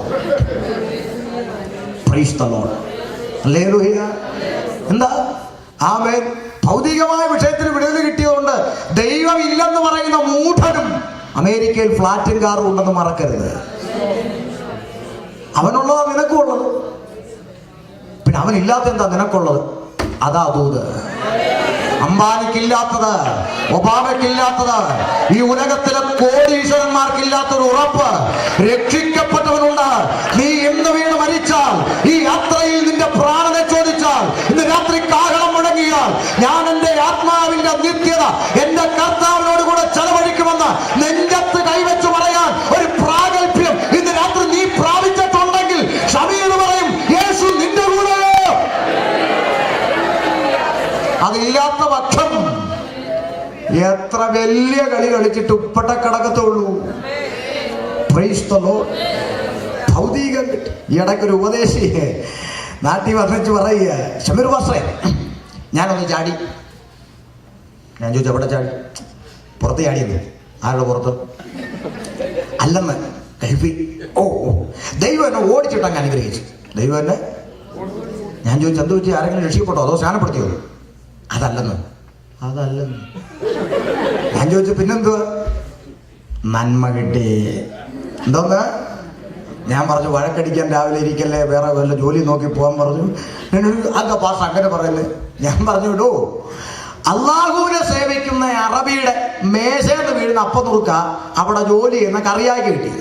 ആ കറിയാടെ ഇലന്ന് വീണ നുറുക്ക ഈ പോയ എങ്ങേർക്ക് കിട്ടി. എന്തിനായി ചാടുന്നു? ഉണ്ടെന്നില്ലേ? അങ്ങനല്ലേ? അള്ളാഹുവിനെ സേവിക്കുന്ന അറബിക്ക് 1 ലക്ഷം കിട്ടിയപ്പോൾ ജോലി ചെയ്യുന്ന കറിയാക്കി 10,000 കിട്ടി. അതിൽ നിന്ന് 1000 ഇങ്ങേർക്ക് കിട്ടിയത്. എന്തിനായി ചാടുന്നേ? ആണ്ട പോയി. Praise the Lord. ഒന്നുമല്ല കേട്ടോ, പെന്തക്കോസ്ത് ലക്ഷ്യം മാറിപ്പോയി. രാത്രി മടങ്ങി വരവുണ്ടാകണം. ഇത് നിത്യതയ്ക്ക് വേണ്ടി ഒരു കൂട്ടം ജനത്തെ ഒരുക്കുന്ന സന്ദേശമായത്. കാഹളം മുഴങ്ങാൻ അധിക സമയമില്ലെന്ന് സകല തെളിവുകളും വിളിച്ചറിയിക്കുന്നു. പൊട്ടനെ പോലെ വിളിച്ചു പറഞ്ഞേച്ച് പോകുക. ഞാൻ തിരിച്ചറിഞ്ഞ് മടങ്ങി വരാൻ കഴിവുള്ളവന് മടങ്ങി വരാം. ഇല്ലെങ്കിൽ നീ കൈവിടപ്പെടും കുഞ്ഞേ. നീ ചിന്തിക്കുന്ന, നീ പഠിച്ച പെന്തക്കോസ്ത് അല്ല, പുസ്തകത്തിലെ പെന്തക്കോസ്ത്. ഹല്ലേലൂയ. മടങ്ങി വരാൻ ചിന്തയിലേക്ക്. ഉൽപ്പത്തി മുതൽ വെളിപ്പാട് വരെ വിശുദ്ധ വേദപുസ്തകം പഠിക്കുമ്പോൾ എന്നെ വളരെ ആവേശത്തോടെ ചിന്തിപ്പിച്ച ഒരുപാട് ഘടകങ്ങളിലേക്കാണ് ഞാൻ എൻ്റെ ചിന്തയെ കൊണ്ടുവരുന്നത്. എന്തുകൊണ്ട് നീ ബൈബിൾ പ്രസംഗിക്കുന്നു എന്ന് ചോദിച്ചാൽ, ഒന്ന് ഞാൻ പറയും, ലോകം എങ്ങനെ ഉണ്ടായി എന്ന് പറഞ്ഞുകൊണ്ട് ഉൽപ്പത്തിയിൽ ആരംഭിക്കുന്ന വിശുദ്ധ ബൈബിൾ ലോകം എങ്ങനെ അവസാനിക്കും എന്ന് പറഞ്ഞു തന്നിട്ടാണ് എവിടെ അവസാനിക്കുന്നത്? വെളിപ്പാട് പുസ്തകത്തിൽ അവസാനിക്കുന്ന. ബിക്കോസ് പൂർണ്ണതയുള്ള ഗ്രന്ഥമാണ് വിശുദ്ധ ബൈബിൾ. അതുകൊണ്ടാണ് ഇതിനെ ദൈവവചനം വിളിക്കുന്നത്. ഇത് പൂർണ്ണതയുള്ളതാണ്. അതുകൊണ്ടാണ് ഇതിന്റെ ഒടുക്കത്തിൽ ഇനി ഇതിനോടൊരു വള്ളിയോ പുള്ളിയോ ആരും കൂട്ടുകയോ കുറയ്ക്കോ ഒന്നും ചെയ്യേണ്ട. ഈ ബൈബിൾ അതിൽ തന്നെ പൂർണ്ണമാണ്. ഇപ്പൊ കുറെ പയറും തീയും ഒക്കെ ഇറങ്ങിയിട്ട് കൂട്ടാൻ നടക്കുക. അപ്പോസ്തല പ്രവൃത്തി 28 ഉള്ളു പുസ്തകത്തിൽ 29 ഉണ്ടാക്കാൻ നടക്കുക. പയർ ചെറുപയറും വൻപയറും എല്ലാം ഇറങ്ങി നാശകോടാലിയാക്കിയിട്ടിരിക്കുകയാണ്. ശ്രദ്ധിക്കണേ, ഇത് പൂർണ്ണതയുള്ള ഗ്രന്ഥമാണ്. 29 ഞാൻ പറയണ്ട, 28 വരെ ഉള്ളതെന്നനുസരിച്ച് ജീവിച്ച് കാണിക്കട. എന്നിട്ട് 29 എഴുതേ. സ്വത്രം. പേരിന്റെ അറ്റത്ത് അപ്പോസ്തലനെന്നും വെച്ചുകൊണ്ട് കുറെ അവന്മാർ നടക്കുക. അപ്പോസ്തലൻ ആരാന്നറിയാമോ? പുസ്തകത്തിലെ അപ്പോസ്തലൻ എന്ന് പറഞ്ഞാൽ സ്വന്തമെന്നൊന്നും എണ്ണാത്തവൻ, സകലതും ചവറന്ന് കറഞ്ഞു വിട്ടുകളഞ്ഞവൻ, പൊന്നും വെള്ളിയും ഇല്ലെന്ന് പറഞ്ഞവൻ, സകലവും വിട്ടവൻ. അല്ലാതെ അപ്പോസ്തലന്മാർ അക്കൗണ്ട് നമ്പർ കാണിച്ചേച്ച് എൻ്റെ അക്കൗണ്ടിലോട്ട് ഇട്ടേരെ എന്ന് പറഞ്ഞ് കുമിഞ്ഞു കൂട്ടുന്ന അപ്പോസ്തലന്മാർ പുസ്തകത്തിലില്ല. ദ്രവ്യം കൊടുത്ത് പരിശുദ്ധാത്മാവിനെ വാങ്ങാൻ വന്നവനോട് നീ ദ്രവ്യം കൊടുത്ത് പരിശുദ്ധാത്മാവിനെ വാങ്ങാൻ നിരൂപിച്ച നീയും നിന്റെ ദ്രവ്യവും നശിച്ചു പോകട്ടെ എന്ന് പറഞ്ഞവരാണ് അപ്പോസ്തലന്മാർ. അല്ലാതെ എൻ്റെ അക്കൗണ്ട് നമ്പർ മെസ്സേജ് അയക്കാം അതിലോട്ട് അങ്ങ് ഇട്ടേരെ നെറ്റ് വഴി എന്ന് പറഞ്ഞവരല്ല. Price the Lord. ഇതൊക്കെ കണ്ട് കൈയടിക്കാൻ ഉണ്ടല്ലോ നമ്മുടെ ആൾക്കാർ ഇഷ്ടം പോലെ. മടങ്ങി വരാം. പൂർണ്ണതയുള്ള ഗ്രന്ഥം വിശുദ്ധ ബൈബിൾ. ആദിയിൽ ദൈവം ആകാശം ഭൂമിയെ സൃഷ്ടിച്ചു. ചരാചരങ്ങൾ എഴുതാതെ മൃഗജാതി കന്നുകാലി നാൽക്കാലി പറവജാതി അനന്തരം മനുഷ്യനെ സൃഷ്ടിച്ചു. മനുഷ്യനെ സൃഷ്ടിക്കുന്നതിന് തൊട്ട് മുമ്പാണ് തമ്പുരാൻ ആരെ സൃഷ്ടിച്ചെന്നറിയാമോ? കന്നുകാലി, ഇടജാതി, കാട്ടുമൃഗം. ഇതിന് മൂന്നിനെ തൊട്ട് മുമ്പാണ് സൃഷ്ടിക്കുന്നത്. പിന്നെ ആ മനുഷ്യൻ ലാസ്റ്റ്. അപ്പൊ കന്നുകാലി ഏതാ? കന്നുകാലി, ആട്, മാട്, പശുപോത്ത്, എരുമ. ഇടജാതി ഏതാ? പാമ്പ് പറയുന്നത് ഇവിടെ സ്ഥലം. കാട്ടുമൃഗം, കാട്ടുപന്നി, കാട്ടാന, കാട്ടുപോത്ത്, കാട്ടുമല്ലിനെ, കാട്ടുമൃഗം. ഇതിനെ സൃഷ്ടിച്ചു. അപ്പോൾ ഇവിടെ ആരില്ല? ഉറക്കെ പറ. മനുഷ്യനില്ല. അതുകൊണ്ട് പശു പശുവായിരുന്നു, പാമ്പ് പാമ്പായിരുന്നു, പന്നി പന്നിയായിരുന്നു. അല്ലേ? കാര്യം ഇവിടെ ആരില്ല? മനുഷ്യനില്ല. പക്ഷെ 6-ാം ദിവസം ഇവൻ ഇങ്ങോട്ട് വന്നപ്പോൾ അവ ഇത് പലതിനെയും പിടിച്ചെന്താക്കി? ദൈവമാക്കി. അപ്പൊ പാമ്പും ദൈവമായി, പട്ടിയും ദൈവമായി, പശുവും ദൈവം. പശു ദൈവമായിട്ട് പശുവിനെ ഇപ്പൊ വാർത്ത മൊത്തം എന്താ? പശുവിനെ കൊല്ലരുത്, പശു ദൈവമാണ്. ആ പശു അമ്മയാണ്. ഇവരൊക്കെ അപ്പൻ കാളയാണ്. പശു അമ്മയാണെന്നാണ് പറയുന്നത്. അതുകൊണ്ട് കൊല്ലരുത് എന്നൊക്കെ പറയും. പിന്നെ ഇപ്പൊ നാളെ ക്രിസ്ത്യാനി കൂടെ ഇപ്പൊ ഇന്റർനെറ്റിലൊക്കെ കാണുന്നുണ്ട്. ക്രിസ്ത്യാനിയും പറയുന്നു ഞങ്ങളുടെ പത്രോസിനെ മാനസാന്തരപ്പെടുത്തിയത് കോഴിയാണ്, ഇനി കോഴിയെ കൊല്ലരുത്. അവിടെ വരട്ടെ. അപ്പൊ മുസ്ലിങ്ങൾ അടങ്ങിയിരിക്കും. അവരും പറയും വെണ്ടയ്ക്ക, കത്തിരിക്ക, അമരയ്ക്ക, പാവയ്ക്ക, അങ്ങനെ ഇക്കായിൽ അവസാനിക്കുന്ന പച്ചക്കറി എല്ലാം നിരോധിക്കണം. കാര്യം ഞങ്ങൾ ഇക്കാമാർക്ക് അവരും ഇറങ്ങണം. പിന്നെ അല്ലാതെ ഓരോ വിഡ്ഢിത്തരങ്ങളിൽ മനുഷ്യനെ പട്ടിയെ പോലെ തല്ലിക്കൊല്ലുന്നു. അതിനൊന്നും ആർക്കും പ്രശ്നമില്ല. പശുവിനെ കൊല്ലരുത്. പോട്ടെ. ഏതായാലും മനുഷ്യനെ സൃഷ്ടിച്ചു, ആദാമിനെ സൃഷ്ടിച്ചു. ആമേ മനുഷ്യൻ ഏകനായിരിക്കുന്നത് നല്ലതല്ല എന്ന് കണ്ടത് ദൈവം. തമ്പുരാൻ തക്കതായ തുണയുണ്ടാക്കി കൊടുക്കുമെന്ന് പറഞ്ഞുകൊണ്ട് ആദാമിന് എന്ത് ചെയ്തു? ഗാഠനിദ്ര വരുത്തി. എന്റെ ഭാഷ പറഞ്ഞാൽ ആദ്യത്തെ അനസ്തേഷ്യ കൊടുത്തത് നമ്മുടെ ദൈവം. അവനെ ഓപ്പറേഷൻ ചെയ്തതും നമ്മുടെ ദൈവം. അവൻ ഒരു പെൺകുട്ടിയെ വാരിയിൽ നിന്ന് ഒന്നിനെ എടുത്ത് മറ്റേ മാംസം വെച്ച് പിടിപ്പിച്ച് നല്ലൊരു തക്ക തുണയുണ്ടാക്കി അങ്ങോട്ട് കൊടുത്തു. ആദ്യത്തെ കല്യാണം. അല്ലേ? എങ്ങനെയാ ആദാം അവളെ സ്വീകരിച്ചത് നമുക്കറിയാല്ലേ? എങ്ങനെ സ്വീകരിച്ചത്? അടുത്ത് നിന്ന് ഒരു കാട്ടുമരത്തിന്റെ വള്ളി വലിച്ചങ്ങ് പൊട്ടിച്ച് അവളെ കഴുത്തിലോട്ടിട്ട് ഒറ്റ മുറുക്കങ്ങോട്ട് മുറുക്കിയ ഇതൊന്നും മുറുക്കിയില്ലെന്ന്. അതുകൊണ്ടാവും എന്തിക്കോസുകാർ മുറുക്കാത്ത. മനസ്സിലായോ? പിന്നെ ഈ മുറുക്കൊക്കെ ആര് കണ്ടുപിടിച്ചു? പക്ഷേ മനുഷ്യനാ കണ്ടുപിടിച്ചേ. എന്തിനാ? അവന് തോന്നുമ്പോ ഇത് പൊട്ടിച്ചിട്ട് അടുത്ത് മുറുക്കാമല്ലോ. അപ്പൊ അവന് ഓടി നടന്ന് മുറുക്കാൻ വേണ്ടി അവനാണ് മുറുക്ക് കണ്ടുപിടിച്ചത്. കാര്യം പെണ്ണുങ്ങളോട് പറഞ്ഞങ്ങ് പതിപ്പിച്ച് വെച്ചേക്ക് ഇത് പൊട്ടിയ ബന്ധം. ചില ആന്റിമാര് പറയത്തില്ലേ, എന്റെ ചേട്ടൻ കെട്ടിയ കെട്ടുതാലി പൊട്ടിക്കുന്നു. ഞാൻ ഒരിക്കൽ ആന്റിയോട് ചോദിച്ചു, ആന്റി എന്താ പറയുന്നത്? സിസേറിയൻ ചെയ്യാൻ തിയേറ്ററിലോട്ട് കയറ്റിയപ്പം ചേട്ടൻ കെട്ടിയതും കുഞ്ഞമ്മ കെട്ടിയതെല്ലാം പൊട്ടിച്ചിട്ടല്ലയോ കയറ്റിയത്? കൊച്ചിൻ്റെ അപ്പൻ ഇപ്പോഴും വീട്ടിലില്ലയോ? ബന്ധം പോയോ? അങ്ങനൊന്നും പോകത്തില്ലെന്ന് ചുമ്മാ പേടിപ്പിക്കാൻ പറയുന്നത്. അപ്പൊ അതുകൊണ്ട് അപ്പൻ അവിടെ അങ്ങനെ ഒന്നും മുറുക്കി അല്ലെന്ന് സ്വീകരിച്ച. പിന്നെയോ ദൈവം സാക്ഷിയായി ഉടമ്പടി ചെയ്തു. അല്ലേ? ഇത് എന്റെ അസ്ഥിയിൽ നിന്ന് അസ്ഥി, എന്റെ മാംസത്തിൽ നിന്ന് മാംസം. ഉടമ്പടിക്കകത്ത് ഒളിഞ്ഞിരിക്കുന്ന മർമ്മമുണ്ട്. അസ്ഥിക്ക് മാംസം കൂടാതെയോ മാംസത്തിന് അസ്ഥി കൂടാതെയോ ജീവിതമില്ല. പ്രസംഗിച്ചുകൊണ്ട് നിൽക്കുന്ന എന്റെ ശരീരത്തിൽ അസ്ഥിയുണ്ട്, മാംസം ഇല്ല എന്നിരിക്കട്ടെ. പിള്ളേർ എന്നെ എടുത്ത് ലാബിൽ കൊണ്ടുവെക്കും പഠിക്കാൻ. അല്ലേ? എന്നാൽ അസ്ഥി ഇല്ല, മാംസം ഉണ്ട് എന്നിരിക്കട്ടെ. എഴുന്നേറ്റ് നിൽക്കുവോ? ഇല്ല. മൈദാമാവ് കുഴഞ്ഞിട്ടിരിക്കുന്ന പോലെ അവിടെ കിടക്കും. അപ്പൊ ഇത് രണ്ടും ഉണ്ടെങ്കിൽ ജീവനോട് ഇങ്ങനെ നിൽക്കാൻ ഒക്കും. ഇത് രണ്ടും തമ്മിൽ വേർപെടും. എപ്പോഴാ? മരണത്താൽ ദൈവം യോജിപ്പിച്ചതിനെ മരണത്താൽ അല്ലാതെ വേർപിരിക്കാൻ പറ്റാത്ത ബന്ധമായി ദൈവം വിവാഹം സ്ഥാപിച്ചു. അവരെ ഏദൻ തോട്ടത്തിലാക്കി വെച്ചു. കഥയൊക്കെ നമുക്കറിയാം. ആത്മീയ ഏദൻ തോട്ടത്തിൽ ദൈവത്തെ ആരാധിച്ചു കൊണ്ടിരുന്ന ആദം ഹൗവ ആ പ്രിയപ്പെട്ടവരെ ദൈവസഭയ്ക്ക് നിഴലാകുന്ന തോട്ടത്തിനകത്താക്കി വെച്ചു. ഒരു പക്ഷേ സമയപരിമിതിയിൽ കുറിവാക്യത്തിൽ എത്തിയില്ലെങ്കിൽ പ്രസംഗം നാളെ തുടരുന്നതായിരിക്കും. ഓക്കെ, ആമേൻ. ശ്രദ്ധിച്ച് കേൾക്കണം. അവരെ ഏദൻ തോട്ടത്തിൽ ആക്കി വെച്ചു. ദൈവസഭയ്ക്ക് നിഴലായി നിൽക്കുന്ന തോട്ടം. അത് പറഞ്ഞത് ഞാനല്ല. അപ്പം ഉത്തമഗീതം 4:12 പറയുന്നത് എൻ്റെ കാന്ത കെട്ടി അടയ്ക്കപ്പെട്ട ഒരു തോട്ടം. നിഴലാണ്. പഴയ നിയമം എപ്പോഴും നിഴലാ, പുതിയ നിയമം അതിന്റെ പൊരുൾ വിശദീകരിക്കാൻ സമയം പോരാ. അപ്പോൾ തോട്ടത്തിന് നിഴലായിരിക്കുന്ന ആ സഭയ്ക്ക് നിഴലായിരിക്കുന്ന തോട്ടത്തിൽ ആദാം ഹവ്വായെ വെച്ചു. എന്നിട്ട് അവൻ ഇടയന് 2 ജോലി കൊടുത്തു. ആദാമിന് 1 തോട്ടത്തിൽ വേല ചെയ്യണം, 2 തോട്ടം കാക്കണം. സഭയാകുന്ന തോട്ടത്തിൽ ആക്കി വെച്ചിരിക്കുന്ന ഇടയന്മാർക്ക് 2 ഉത്തരവാദിത്വമുണ്ട്. 1 വേല ചെയ്യണം, 2 തോട്ടം കാക്കണം. മനസ്സിലാവുന്നുണ്ടോ? Price the Lord. വളരെ ശ്രദ്ധിക്കണം. ഇത് നിങ്ങളുടെ മനസ്സിലിട്ടോണം. ആമേൻ. എന്നാൽ തോട്ടത്തിനകത്ത് ആര് നുഴഞ്ഞു കയറി? ഇരുട്ടിന്റെ ആത്മാവ് പ്രവേശിച്ച ഒരു പാമ്പ് നുഴഞ്ഞു കയറി. പാമ്പ് അക്ഷരാർത്ഥത്തിൽ പാമ്പ് തന്നെയാണ്. പാമ്പ് വിചാരമൊന്നുമല്ല, പാമ്പ് തന്നെയാണ്. ആ പാമ്പിലൂടെ അമ്മച്ചിയോട് കൊച്ചു വർത്താനം പറഞ്ഞ പ്രേരക ശക്തിയാണ് ഇരുട്ടിന്റെ ആത്മാവ്.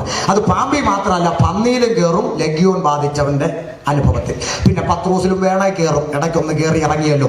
പിന്നെ വേണമെങ്കിൽ മക്കതോന്യക്ക് പോയ പൗലോസിന്റെ ശീലാസിന്റെ പിറകെ അവൻ ഒരു പെണ്ണുമ്പിള്ള ഇങ്ങനെ പറഞ്ഞു, ഓ ഇവർ അത്യുന്നതനായ ദൈവത്തിന്റെ ദാസന്മാരാ, സത്യവചനം പ്രസംഗിക്കുന്നവരാ അല്ലേ. ഞാനെങ്ങാണാണെങ്കിൽ തിരിഞ്ഞു നോക്കിയിട്ട് എൻ്റെ പ്രസംഗം ഇവിടെ കേട്ടിട്ടുണ്ട്, യൂട്യൂബിൽ കേട്ടിട്ടുണ്ടോ? എന്നെ എങ്ങനെ അറിയാം? നേരത്തെ വന്നിട്ടുണ്ടോ? പരിചയമുണ്ടോ? എന്നൊക്കെ നമ്മൾ ചോദിക്കത്തുള്ളൂ അല്ലേ. കാര്യം പറഞ്ഞത് സത്യമാണ്, സത്യവചനം പ്രസംഗിക്കുന്നത്. എന്നാൽ ആത്മാവകത്തുള്ളവൻ വിവേചിച്ചൊന്ന് മുഷിഞ്ഞ് തിരിഞ്ഞു നോക്കി അവളിലുള്ള ഭൂതത്തെ ശാസിച്ചു. അപ്പോഴാ മനസ്സിലായി ഇവൾ അകത്തിരുന്നത് ഭൂതമാണ്. പലതിൻ്റെ അകത്ത് ഇങ്ങനെ ഇരിപ്പുണ്ട്. ചില ചർച്ചിലൊക്കെ ചെന്നാൽ നമ്മൾ പ്രസംഗിക്കാൻ സമ്മതിക്കത്തില്ല. ബുൾഡോസർ പോലെ മുമ്പിൽ വന്നിരിക്കുകയും ചെയ്യും. നമ്മൾ അങ്ങോട്ട് പറഞ്ഞു തരുന്നതിന് പറയുന്നത് കേൾക്കാൻ സമ്മതിക്കത്തില്ല. ഇങ്ങനെ ഒരു ഭൂതം, ഒത്തിരി ഭൂതങ്ങൾ സഭയിലുണ്ട്. ഇതിനെയൊന്നും ശാസിക്കാൻ ഒരു പാസ്റ്റർമാർക്കും കൃപയില്ല. പോട്ടെ, ഏതായാലും തോട്ടത്തിൽ വേല ചെയ്യണം, തോട്ടം കാക്കും. ഞാൻ പറഞ്ഞ അതിശക്തിയല്ല, പുസ്തകത്തിന് തെളിവാ. ആത്മാവിൽ ആരാധിക്കണ്ടേ? ആരാധിക്കണം. എങ്ങനെ? വേദപുസ്തകം പറയുന്നു, വചനം കേട്ടവരുടെ മേൽ ആത്മാവ് വന്നു. വചനം അകത്തിയെന്ന് തട്ടിയിട്ട് ആത്മാവിലാകണം. മനസ്സിലായോ? വചനം കേൾക്കുമ്പോൾ 1.5 മണിക്കൂർ വചനം കേൾക്കും, ആർക്കും ആത്മാവ് വരത്തില്ലല്ലോ. ഷമീർ വാസ പ്രസംഗത്തിൽ 1.5 മണിക്കൂർ വചനം കേട്ടു, ആരാത്മാവിലാകും? അതേസമയം വചനമൊന്നും വേണ്ട. ഇവിടെ സാംബശിവന്റെ ശബ്ദത്തിൽ 2 മലക്കം പറഞ്ഞാൽ മതി, ഇപ്പൊ ആത്മാവ് കയറും. ഇന്ന് പകലിൽ ഓ ദൈവം ഇങ്ങനെയൊക്കെ പറഞ്ഞാൽ ഇപ്പൊ സ്പ്രിങ്ങനാവും പോലും. എനിക്കറിയാം. സ്വത്രം വേദോത്സവം പറയുന്നത് അങ്ങനല്ല. വചനമകത്തും തട്ടുമ്പോൾ ആരും പറയാതെ ഹൃദയം കത്തിക്കൊണ്ടിരിക്കും. അവൻ തിരുവെഴുത്തുകളെ തെളിയിക്കുമ്പോൾ അവരുടെ ഉള്ളം കത്തിക്കൊണ്ടിരുന്നു. വചനമകത്തും തട്ടുമ്പോൾ ആരും പറയാതെ ആത്മാവിൽ ദൈവത്തെ ആരാധിക്കും. മടങ്ങി വരാൻ വിഷയത്തിലോട്ട് നോക്കണം. അപ്പോൾ അതുകൊണ്ട് ആമേൻ, ദൈവം ആക്കി വെച്ച ഇടയന്മാർക്ക് 2 ജോലി തോട്ടത്തിൽ വേല ചെയ്യണം. പക്ഷേ ഇതിനകത്ത് നുടഞ്ഞു കയറി ആര്? പാമ്പ്, സർപ്പം, പഴയ പാമ്പ് നുടഞ്ഞു കയറി. എന്റെ ചോദ്യം, ഈ പാമ്പ് ഏത് ജന്തുവാണെന്നറിയാമോ? ദൈവം സൃഷ്ടിച്ച സകല കാട്ടുജന്തുക്കളിലും പാമ്പ് കൗശലമേറിയവൻ. അപ്പൊ പാമ്പ് ഏത് ജന്തു? അല്ലല്ല, കാട്ടുജന്തു. ദൈവം സൃഷ്ടിച്ച സകല കാട്ടുജന്തുക്കളിലും പാമ്പ് കൗശലം. അപ്പൊ പാമ്പ് ഏത് ജന്തു? കാട്ടുജന്തു. പെണ്ണും ചെറുക്കനും എവിടെ? കാട്ടിലാണോ തോട്ടത്തിലാണോ? തോട്ടത്തിൽ. അപ്പൊ കാട്ടിൽ കിടക്കുന്ന കാട്ടുജന്തു ഇപ്പൊ എവിടെ നുഴഞ്ഞു കയറി? വല്ലതും പിടി കിട്ടുന്നുണ്ടോ? കാട്ടുജന്തു എവിടെ നുഴഞ്ഞു കയറി? തോട്ടത്തിൽ നുഴഞ്ഞു കയറി. മണവാട്ടിയാന്ന് അമ്മച്ചിയോട് കൊച്ചു വർത്താനം പറയാം, മണവാട്ടിയെ തെറ്റിക്കാൻ. എന്റെ ചോദ്യം, കാട്ടിൽ കിടന്ന കാട്ടുജന്തു ദൈവകൽപ്പനയെ മറുതലിക്കുന്ന ചോദ്യവുമായി തോട്ടത്തിനകത്ത് വന്ന് മണവാട്ടിയെ ആശയക്കുഴപ്പത്തിലാക്കാൻ നുഴഞ്ഞു കയറിയപ്പോൾ കാവൽക്കാരൻ എവിടെ പോയി? ആഴം പിടി കിട്ടിക്കോണം. കാവൽക്കാരൻ എവിടെ പോയി? Praise the Lord. കാവൽക്കാരൻ എവിടെ പോയി? ചിലർ പറയും, അയ്യോ അത് വിയർപ്പ് കൊണ്ട് അധ്വാനിക്കുക. അപ്പോഴല്ല, പാപം ചെയ്തതിന് ശേഷമാണ് അധ്വാനിക്കേണ്ടുന്ന അവസ്ഥ വരുന്നത്. അതിനു മുമ്പ് ദൈവമാ പോറ്റുന്നത്. അങ്ങനെയെങ്കിൽ കാവൽക്കാരൻ എവിടെ പോയി? ഒരു ദൂത് ഞാൻ വിളിച്ചു പറയാം. കാവൽക്കാരൻ സ്ട്രോങ് അല്ലെങ്കിൽ സകല പാമ്പും കുഞ്ഞുങ്ങളും സഭയ്ക്കകത്ത് കയറും. മനസ്സിലാക്കുന്നുണ്ടോ? ഇന്ന് ആത്മീയകോളത്തിൽ സംഭവിച്ച പരാജയം, ദൈവസഭയ്ക്കകത്ത് വചനവിരുദ്ധമായ ആശയങ്ങളെ പഠിപ്പിച്ചുകൊണ്ട് ചില പാമ്പും കുഞ്ഞുങ്ങൾ സഭയ്ക്കകത്ത് നുഴഞ്ഞു കയറി സഭയാകുന്ന മണവാട്ടിയെ ആശയക്കുഴപ്പങ്ങൾ ഉണ്ടാക്കി വചനപരിജ്ഞാനമില്ലാത്ത ജനത്തെ തെറ്റിക്കുന്ന പാമ്പിൻ കുഞ്ഞുങ്ങൾ ദൈവസഭയ്ക്കകത്ത് കയറാൻ കാരണം കാവൽക്കാരൻ സ്ട്രോങ് അല്ലാത്തത് കൊണ്ടാണ്. എന്താ പൗലോസ് പറഞ്ഞത്? ഞാൻ പോയ ശേഷം ആടുകളെ ആദരിക്കാത്ത കൊടിയ ചെന്നായ്ക്കൾ നിങ്ങളുടെ ഇടയിൽ നിന്ന് എഴുന്നേൽക്കും എന്ന് പറഞ്ഞാൽ, നിങ്ങളുടെ ഇടയിൽ കടക്കും എന്ന് പറഞ്ഞാൽ അതിനൊരു മറുവശമുണ്ട്. ഞാൻ ഇരിക്കുന്ന കാലത്തോളം നടക്കത്തില്ല. ഓരോ പാസ്റ്റർമാരും ഈ ഒരു ദർശനം ഉണ്ടായിരുന്നെങ്കിൽ എന്ന് ഞാൻ ആശിച്ചു പോവുക. ഞാൻ സ്ഥലം മാറിയതിന് ശേഷം നീയൊക്കെ ആരെ വേണമെങ്കിലും വിളിച്ച് കൊട്ടിക്കോ, പക്ഷെ ഞാൻ ഇരിക്കുന്ന കാലത്തോളം ഈ തരത്തിൽ ഒരെണ്ണം ഇതിനകത്ത് കയറാൻ സമ്മതിക്കത്തില്ലെന്ന് ഓരോ പാസ്റ്റർമാരും തീരുമാനിച്ചിരുന്നെങ്കിൽ ദൈവസഭ ഇന്ന് ഈ അവസ്ഥയിൽ എത്തത്തില്ല. മനസ്സിലാക്കുന്നുണ്ടോ? അമേ, ഓരോ അഭിഷിക്തന്മാരും തീരുമാനിക്കണം. ഞാൻ ഇരിക്കുന്ന കാലത്തോളം നടക്കത്ത്. അതെങ്ങനാ? ഇവിടെ സഭയിൽ കാര്യം തീരുമാനിക്കുന്ന പാസ്റ്ററാണോ?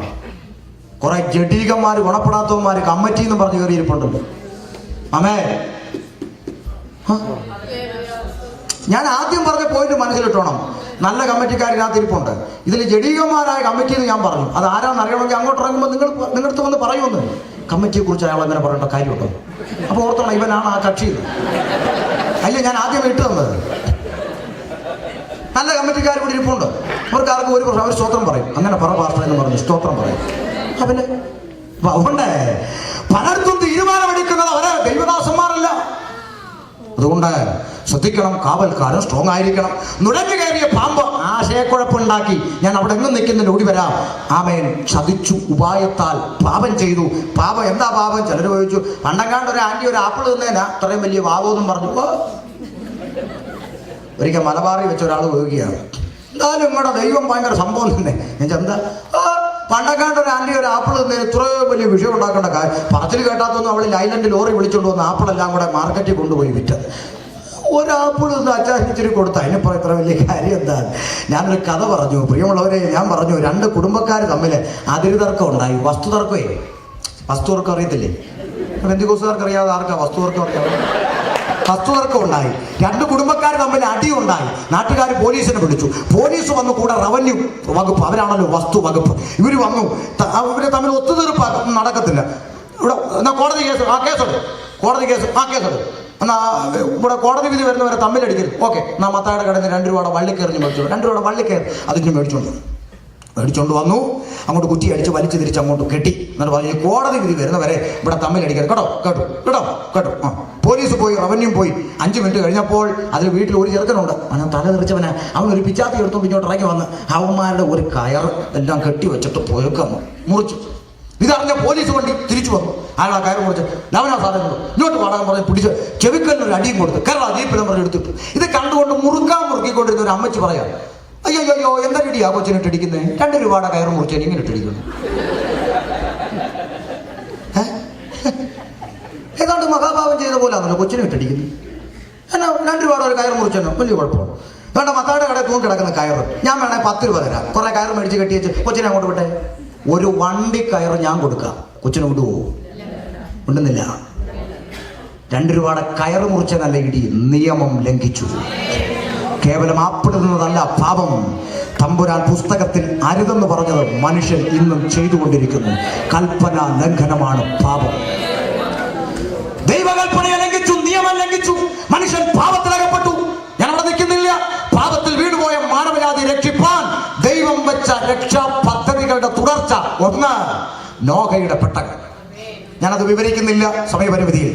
2, പെട്ടകത്തിൽ 8 പേര് രക്ഷപ്രാപിച്ച് പുറത്തിറങ്ങി ഭൂമിയിൽ പെറ്റുവരികയും അവരും സൃഷ്ടാവിനെ മറന്ന് സൃഷ്ടിയെ ദൈവമെന്ന് വിളിച്ചു.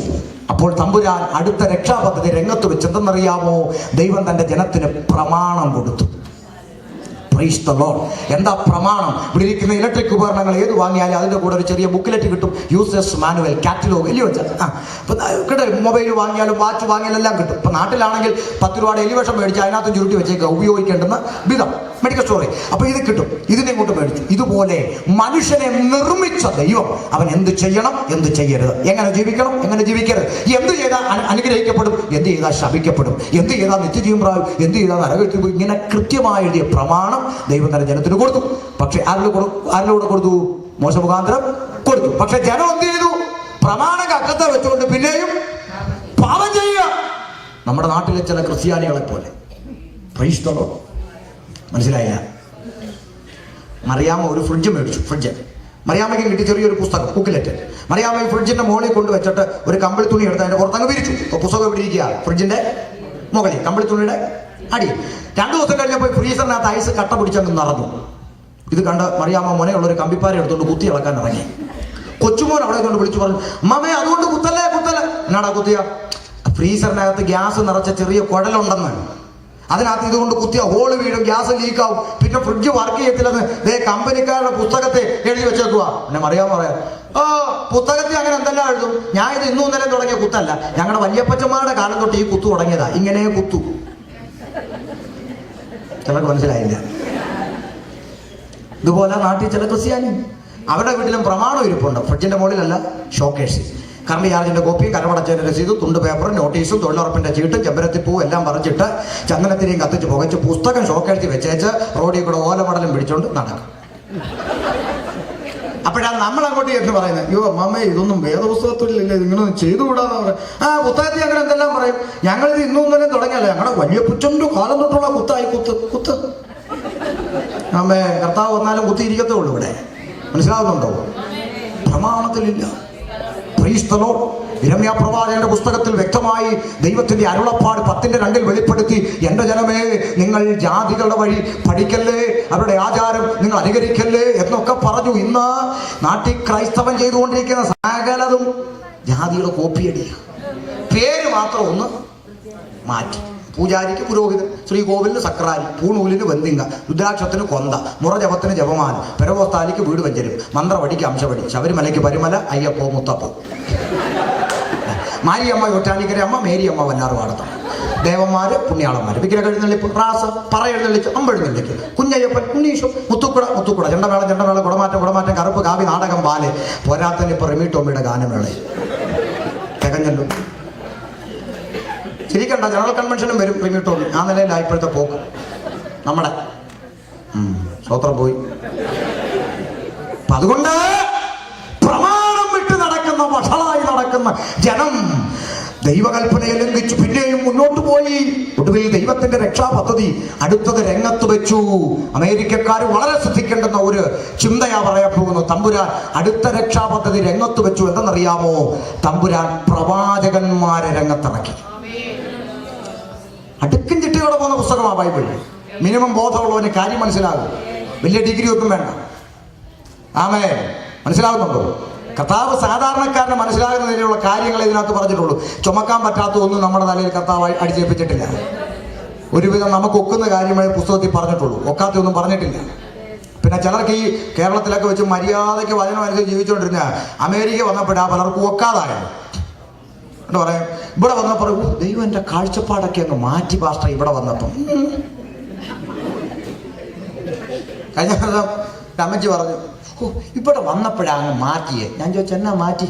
എന്നെ പറഞ്ഞു, എനിക്ക് ഈ വെള്ളം ഇടണമെന്ന് ഭയങ്കര വാശിയായി മാറ്റി വെച്ചു. ഇവിടെ വന്നപ്പോൾ ദൈവം ഒരു ദർശനം തന്നു. ഞാൻ ചോദിച്ചു എന്തുവാ? ഒരിക്കൽ ഞാൻ പ്രാർത്ഥിച്ചുകൊണ്ടിരിക്കണം, ദൈവം ഇടപെടുക.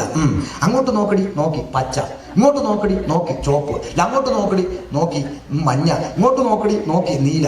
ഉടനെ ഒരു ചോദ്യം, ഇതൊക്കെ ആരാടി ഉണ്ടാക്കി? എൻ്റെ പാസ്റ്ററേ ഞാനങ്ങ് വിഷമിച്ചു. ഉടനെ പറഞ്ഞു, ഇതെല്ലാം ഞാൻ അല്ലിയോടി ഉണ്ടാക്കിയ. അന്നാ ഇത് മാറിയെന്ന് പറഞ്ഞ് അമ്മച്ചി ജീൻസും ഒക്കെ ഇട്ടുകൊണ്ട് നടക്കുക. കേൾക്കുന്നുണ്ടോ? ആമേ. ഞാൻ വിട്ടില്ല. ഞാൻ പറഞ്ഞു, ഇനി റോഡിലോട്ട് ഇറങ്ങുമ്പോൾ ഒരു കാര്യം ചെയ്യണേ. അങ്ങോട്ട് നോക്കേ ബാറ്, ഇങ്ങോട്ട് നോക്കേ കള്ളിഷാപ്പ്, അങ്ങോട്ട് നോക്കേ പബ്ബ്, അങ്ങോട്ട് നോക്കേ ക്ലബ്ബ്. ഇടയ്ക്കൊക്കെ ഇതിലൂടെ ഒന്ന് കയറണം. കാര്യം കർത്താവ് ഉറങ്ങിയപ്പോൾ വന്നു അല്ലല്ലോ ഇത്. ഉഗാണ്ട പോയാലും മുസ്ലിമിന് അവൻ്റെ വസ്ത്രത്തിന് മാറ്റമില്ല, അവൻ്റെ പ്രമാണത്തിന് മാറ്റമില്ല.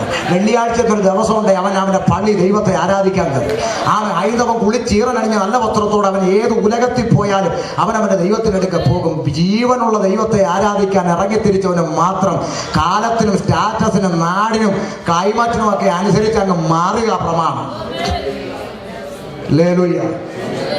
നോക്കുന്നുണ്ടോ? പ്രവാചകന്മാരെ രംഗത്തായി തന്ന പ്രവാചകന്മാർ രംഗത്തിറങ്ങി. മൈക്കെടുത്ത് വെച്ചാ വായിച്ചു കേൾക്കാൻ പോവാണ്. പ്രവാചകന്മാർ രംഗത്തിറങ്ങി. ആമേൻ. പ്രവാചകന്മാർ ദൈവത്തിന്റെ നാവായി നിന്നുകൊണ്ട് ജനത്തോട് അരുളപ്പാട് വിളിച്ചു പറയാൻ തുടങ്ങി. ആമേൻ. പ്രവാചകന്മാർ ഇറങ്ങി ജനത്തോട് പ്രവചിച്ചു. എന്താ പ്രവചിച്ചത്? 4 വർഷമായി കാലുകളുടെ മുട്ടുകൾക്ക് വേദനയിട്ടുകൊണ്ട് അടുക്കള ജോലി പോലും ചെയ്യിക്കത്തില്ലെന്ന് വാദിച്ചു നിൽക്കുന്ന ഒരു അന്ധകാര മണ്ഡല ബന്ധനം ആണാ. പോയി വല്ല തൊഴിലുറപ്പിനും കൂടും. അതെ, വചനപരിജ്ഞാനമുള്ള അഭിഷിക്തന്മാരാ എന്റെ മുമ്പിൽ ഇരിക്കുന്നേ. ഒരൊറ്റ എണ്ണത്തിന്റെ ഉളുക്കും പിരിപ്പും തരിപ്പും പ്രവചിച്ച് ഒരു പ്രവാചകനെ പുസ്തകത്തെ കാണിച്ചു തരാമോ? പുസ്തകത്തിൽ ഉള്ളതനുസരിക്കാനാ സമുദായം വിട്ട് ഇറങ്ങിയെന്നാണല്ലോ പറച്ചില്. പുസ്തകത്തിൽ ഇല്ലാത്തതൊക്കെ എവിടുന്ന് വന്നു? ഉണ്ടെന്നില്ലല്ലോ, ഉണ്ടെന്നില്ല. നാളെ പ്രസംഗിക്കണം, അതൊക്കെ മാത്യു ഭാഷ തീരുമാനിച്ചാൽ മതി. അതൊന്നും എന്റെ വിഷയത്തിൽ പെടുന്ന കാര്യമേ അല്ല. ഞാൻ നാളെ നാട്ടിൽ പോകാൻ റെഡി ആയിട്ടിരിക്കുക. ചിലത് ഏറ്റുപോയല്ലോ എന്നാ ഇപ്പൊ പേടിച്ചിരിക്കുന്നു മീറ്റിംഗ്. കാര്യം ഇതിനകത്ത് നീ സത്യം പറയുന്നതിന്റെ പേര് അനുഭവിക്കേണ്ടി വരുന്നത് അങ്ങനെയാന്ന് അറിയുന്നുണ്ടോ? ആമേ. ആശയത്തെ ആശയം കൊണ്ട് എതിർക്കാൻ നട്ടലില്ലാത്തവന്മാര് ആക്ഷേപം പറഞ്ഞ് ഒതുക്കാൻ ശ്രമിക്കുക. നടക്കുകയല്ല. വിളിച്ച ദൈവം വിശ്വസ്തനാണ്. ആമേ. പിടികിട്ടുന്നുണ്ടോ? പ്രവാചകന്റെ ജോലിയാണല്ലെന്ന് നിനക്ക് ഇക്കിളിപ്പെടുത്തുന്ന ദൂത് പറഞ്ഞ് നിന്റെ പോക്കറ്റിൽ ഇരിക്കുന്ന 500 എന്റെ പോക്കറ്റിൽ വരുത്തുന്നവനല്ല പുസ്തകത്തിലെ പ്രവാചകൻ. നിന്റെ യാകൃത്യങ്ങളെ വിളിച്ചു പറഞ്ഞോ, നിന്റെ ബലഹീനതകളെ വിളിച്ചു പറഞ്ഞോ, നിന്റെ കുറവുകളെ വിളിച്ചു പറഞ്ഞോ, നിന്റെ ദൈവത്തോട് അടുപ്പിക്കുവാൻ ദൈവത്താൽ അയക്കപ്പെട്ടവൻ പ്രവാചകൻ. വചന തെളിവിൽ പറയാം, പുസ്തകത്തിന് തെളിവിൽ പറയാം. ഇരമ്യാവ് 23:16 വായിക്കും. ഉറക്കെ ഇരമ്യാവ് 23:16 വായിക്കും. സൈന്യങ്ങളുടെ യഹോവ ഇപ്രകാരം അരുളിച്ചെയ്യുന്നു. നിങ്ങൾ കേട്ടാൽ മതി, കുഞ്ഞിരിക്കട്ടെ, അങ്ങോട്ട് പോകും. അച്ഛൻ വായിക്കുന്ന അവിടെ ഉണ്ട്. സൈന്യങ്ങളുടെ യഹോവ ഷമീർ കൊല്ലം ഇപ്രകാരം അരുളിച്ചെയ്യുന്നു. ആണോ? ആണോ? അല്ല, സൈന്യങ്ങളുടെ യഹോവ ഇപ്രകാരം അരുളിച്ചെയ്യുന്നു. നിങ്ങളോട് പ്രവചിക്കുന്ന പ്രവാചകന്മാരുടെ വാക്ക് കേൾക്കരുത്. കേൾക്കരുതെന്നോ? അങ്ങനെയുണ്ടോ പാസ്റ്ററെ? വായിക്കണം വല്ലപ്പോഴും. അമ്മേ, കേൾക്കരുതെന്നുണ്ടോ? വായിക്കണം. ആരാ വായിക്കുന്നത്? പ്രാഗൽഭ്യത്തോടെ ഒരു ദിവസം ഒരധ്യായത്തിലും വായിക്കാതെ ഞാൻ ഉറങ്ങാറില്ല പാസ്റ്ററെ എന്ന് നെഞ്ചി കൈവച്ച് പറയാൻ എത്രണ്ണമുണ്ട് ഇവിടെ? ഞാൻ കൈയൊന്നും പൊക്കിക്കത്തില്ല. ആമേൻ. കേൾക്കുന്നുണ്ടോ? ഒരധ്യായത്തിലും വായിക്കാതെ ഞാൻ ഉറങ്ങത്തില്ലെന്ന് പറയാൻ പ്രാഗൽഭ്യമുണ്ടോ?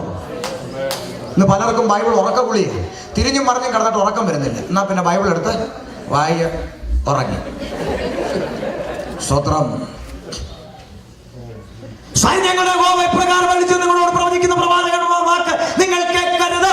കാരണം അവർ നിങ്ങളെ വ്യാജ ഉപദേശിക്കുന്നു. അവർ നിങ്ങളെ വ്യാജ ഉപദേശിക്കുന്നു. അടുത്തത്, യഹോവയുടെ വായിൽ നിന്നുള്ളതല്ല, ദൈവത്തിന്റെ വായിൽ നിന്നുള്ളതല്ല, സ്വന്തം ഹൃദയത്തിലെ ദർശനമത്രേ അവർ പ്രവചിക്കുന്നത്. സ്വന്തം, അത് ചിലർ പറഞ്ഞില്ലേ എന്റെ ആത്മാവ് പറയും. സത്യം, അവന്റെ ആത്മാവാ.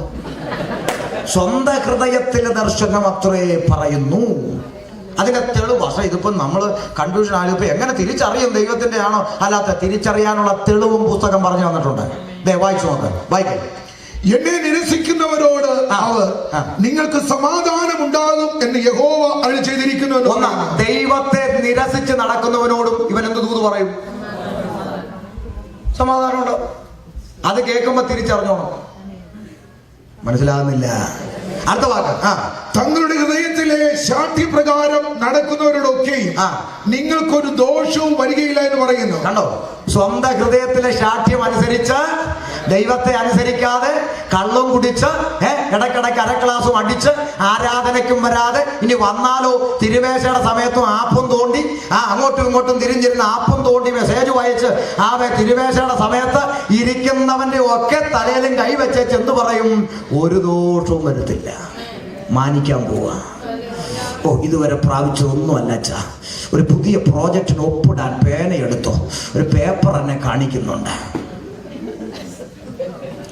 എൻ്റെ പ്രിയ സഹോദര, പ്രിയ അമ്മാമ്മേ, ഒരു പക്ഷേ ഈ ദൂത് കേൾക്കുമ്പോൾ നിന്റെ പാസ്റ്റർക്ക് അറിയത്തില്ല ശരിയാണോന്ന്, അടുത്തിരിക്കുന്നവൻ അറിയത്തില്ല ശരിയാണോന്ന്. പക്ഷെ കുറഞ്ഞ പക്ഷം കേൾക്കുന്ന നിനക്കറിയാലോ നീ കഴിഞ്ഞ ആഴ്ച എന്തു സൂത്രം കാണിച്ചിട്ടായിരിക്കുന്നതെന്ന്.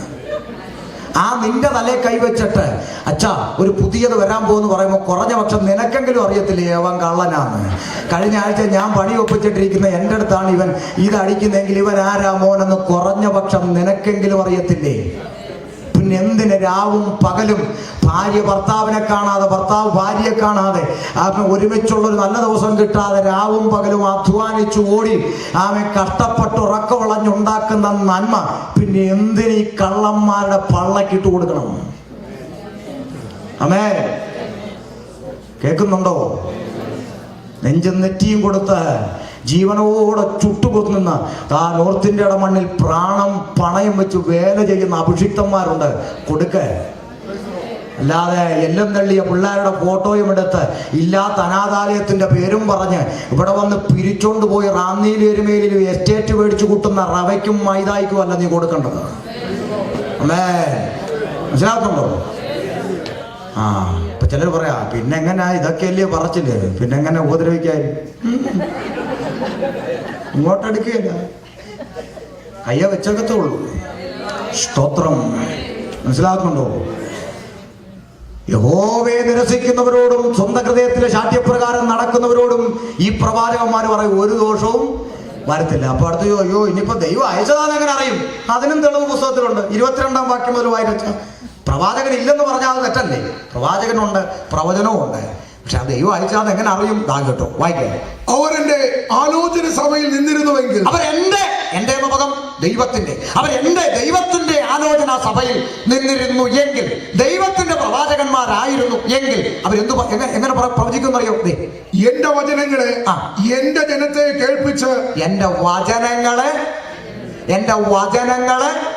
എന്റെ ജനത്തെ കേൾപ്പിക്കും. അല്ലാതെ 10 മിനിറ്റ് എന്തെങ്കിലും വാക്യം വായിച്ചു വെച്ചിട്ട് പിന്നെ കിടന്ന് തുള്ളി മാടി ഗ്ലാസും ചെക്കും ചവിട്ടി പൊട്ടിച്ച് കസേര എടുത്ത് ഭീമനെ പോലെ അടിക്കാൻ ഇറങ്ങി ഈ പരിപാടിയൊന്നുമില്ല. എന്റെ വചനങ്ങളെ എന്റെ ജനത്തെ കേൾപ്പിച്ച് അവരെ അവരുടെ ആകാത്ത വഴിയിൽ നിന്നും അവരുടെ പ്രവൃത്തികളുടെ ദോഷത്തിൽ നിന്നും തിരിപ്പിക്കുമായിരുന്നു, മടക്കി വരുത്തുമായിരുന്നു. കുറവുകളെ വെളിപ്പെടുത്തി പിന്നെ ദൈവത്തിലേക്ക് അടുപ്പിക്കുവാൻ അയക്കപ്പെട്ടവനാണ് പ്രവാചകൻ. നീ വേണോ? മീഖാ പ്രവാചകൻ പറഞ്ഞു 3:5 വായിക്കച്ച. മീഖാ 3:5 വേഗം വായിച്ച്. Praise the Lord. മീഖാ 3:5. എന്റെ ജനത്തെ തെറ്റിച്ചു കളയുകയും, പല്ലിന് കടിപ്പാൻ, ശ്രദ്ധിക്കണേ, പല്ലിന് കടിപ്പാൻ വല്ലതും ഉണ്ടെങ്കിൽ സമാധാനം പ്രസംഗിക്കുകയും. കണ്ടോ? പല്ലിന് കടിക്കാൻ വല്ലതും കിട്ടുമെന്ന് കണ്ടാൽ സമാധാനം പ്രസംഗിക്കും. എന്റെ സാൻഡ്വിച്ചും ബർഗറും ഒക്കെ കിട്ടാൻ വകുപ്പുണ്ടെന്ന് കണ്ടാൽ, തിന്നാൻ വകുപ്പുണ്ടെന്ന് കണ്ടാൽ ഇവൻ എന്തു അടിക്കുമെന്ന്. പല്ലിന് കടിക്കാൻ, ഇതൊക്കെയാ ഇവരുടെയൊക്കെ വിഷയം. Price the Lord. പല്ലിന് കടിപ്പാൻ വല്ലതും കിട്ടുമെങ്കിൽ സമാധാനം പ്രസംഗിക്കുകയും, അവരുടെ വായിൽ ഒന്നും വിട്ടുകൊടുക്കാത്തവന്റെ നേരെ വിശുദ്ധ യുദ്ധം ഘോഷിക്കുകയും. പല്ലിന് കടിക്കാൻ വല്ലതും കിട്ടുമെങ്കിൽ സമാധാനം പ്രസംഗിക്കും. അവരുടെ വായിൽ ഒന്നും ഇട്ടു കൊടുത്തില്ലെങ്കിലോ അവന്റെ നേരെ എന്ത് ചെയ്യും? വിശുദ്ധ യുദ്ധം ഘോഷിക്കുകയും ചെയ്യുന്ന പ്രവാചകന്മാരെ കുറിച്ച് യഹോവ ഇപ്രകാരം അരുളി ചെയ്യുന്നു. അതുകൊണ്ട് നിങ്ങൾക്ക് ദർശനമില്ലാത്ത രാത്രിയും ലക്ഷണം പറവാൻ കഴിയാത്ത ഇരുട്ടുമുണ്ടാകും. പണി വരുന്നുണ്ട്. സ്തോത്രം. ആമേ. സമയപരിമിതിയിൽ 11 മുതൽ അങ്ങ് വായിക്കച്ച. ബാക്കി 11 മുതൽ അങ്ങ് വായിക്ക. അതിലെ തലവന്മാർ സമ്മാനം വാങ്ങി ന്യായം വിധിക്കുന്നു. അതിലെ പുരോഹിതന്മാർ കൂലി വാങ്ങി ഉപദേശിക്കുന്നു. പുരോഹിതന്മാര് പലരും ഇതിന് കയ്യ. അതാ നമ്മള് നോക്ക്. ഷമീർ ഭാഷ ഇന്ന് ഊഷ്ടണി പ്രസംഗിച്ച് അടുത്ത ആഴ്ച ഇവനെയൊക്കെ ഇറക്കും വേറെ ഉപദേശിമാരുടെ. ഇഷ്ടം പോലെ കിടക്കില്ല. ആമേൻ. കൂലി വാങ്ങി വായിച്ചേ. അതിലെ പ്രവാചകന്മാർ പണം വാങ്ങി ലക്ഷണം പറയുന്നു. ദൂത് പറഞ്ഞിട്ട് ചെക്ക് മേടിക്കാതെ പോവൂ. പണം വാങ്ങി ലക്ഷണം പറയുന്നു. കേൾക്കുന്നുണ്ടോ? പുസ്തകം പറയുന്നത് എന്താ? വചനം പഠിപ്പിക്കുന്നവന് സകല നന്മയിൽ ഓഹരി കൊടുക്കണം. സുവിശേഷം അറിയിക്കുന്നവൻ സുവിശേഷ നിമിത്തം ഉപജീവനം കഴിക്കണം. കൃപാവര ശുശ്രൂഷ സൗജന്യമായി ലഭിച്ചത് സൗജന്യമായി കൊടുക്കണം. പകരം പ്രവാചകന്മാർ പണം വാങ്ങി ലക്ഷണം പറയുന്നു. ഇതൊന്നും നമ്മളാരും കണ്ടിട്ടില്ല. ഇങ്ങനെയൊക്കെയുള്ള വാക്യം പുസ്തകത്തിൽ ഉണ്ടെന്ന്. Praise the Lord. അയ്യോ, അത് പഴയ നിയമം. പുതിയ നിയമത്തിലും അങ്ങനെ തന്നെയാ. കൊരിന്ത്യ സഭയോടുള്ള ബന്ധത്തിൽ നിങ്ങൾ എല്ലാവരും പ്രവചിക്കുന്നുവെങ്കിലോ ആത്മപരമില്ലാത്തവരെ അവിശ്വാസി അകത്തു വന്നാൽ അവന് പാപബോധമുണ്ടായി അവന് മാനസാന്തരം സംഭവിപ്പാൻ പ്രവചനം ഇടയാക്കുമല്ലോ. അവിടെയും പ്രവചനം മാനസാന്തരത്തിന് കാരണമായി തീരണം, മടങ്ങി വരവിന് കാരണമായി തീരണം. ഞാൻ വിഷയം വിടുക, 10 മിനിറ്റല്ലേ ഉള്ളൂ, ശ്രദ്ധിക്കണമേ. അവൻ നോക്ക്, പ്രവാചകന്മാരെ അയച്ചു മടങ്ങി വരാത്ത ജനത്തിന്റെ മുമ്പിൽ സ്വർഗം തന്റെ മാസ്റ്റർ പ്ലാൻ വെളിപ്പെടുത്തി.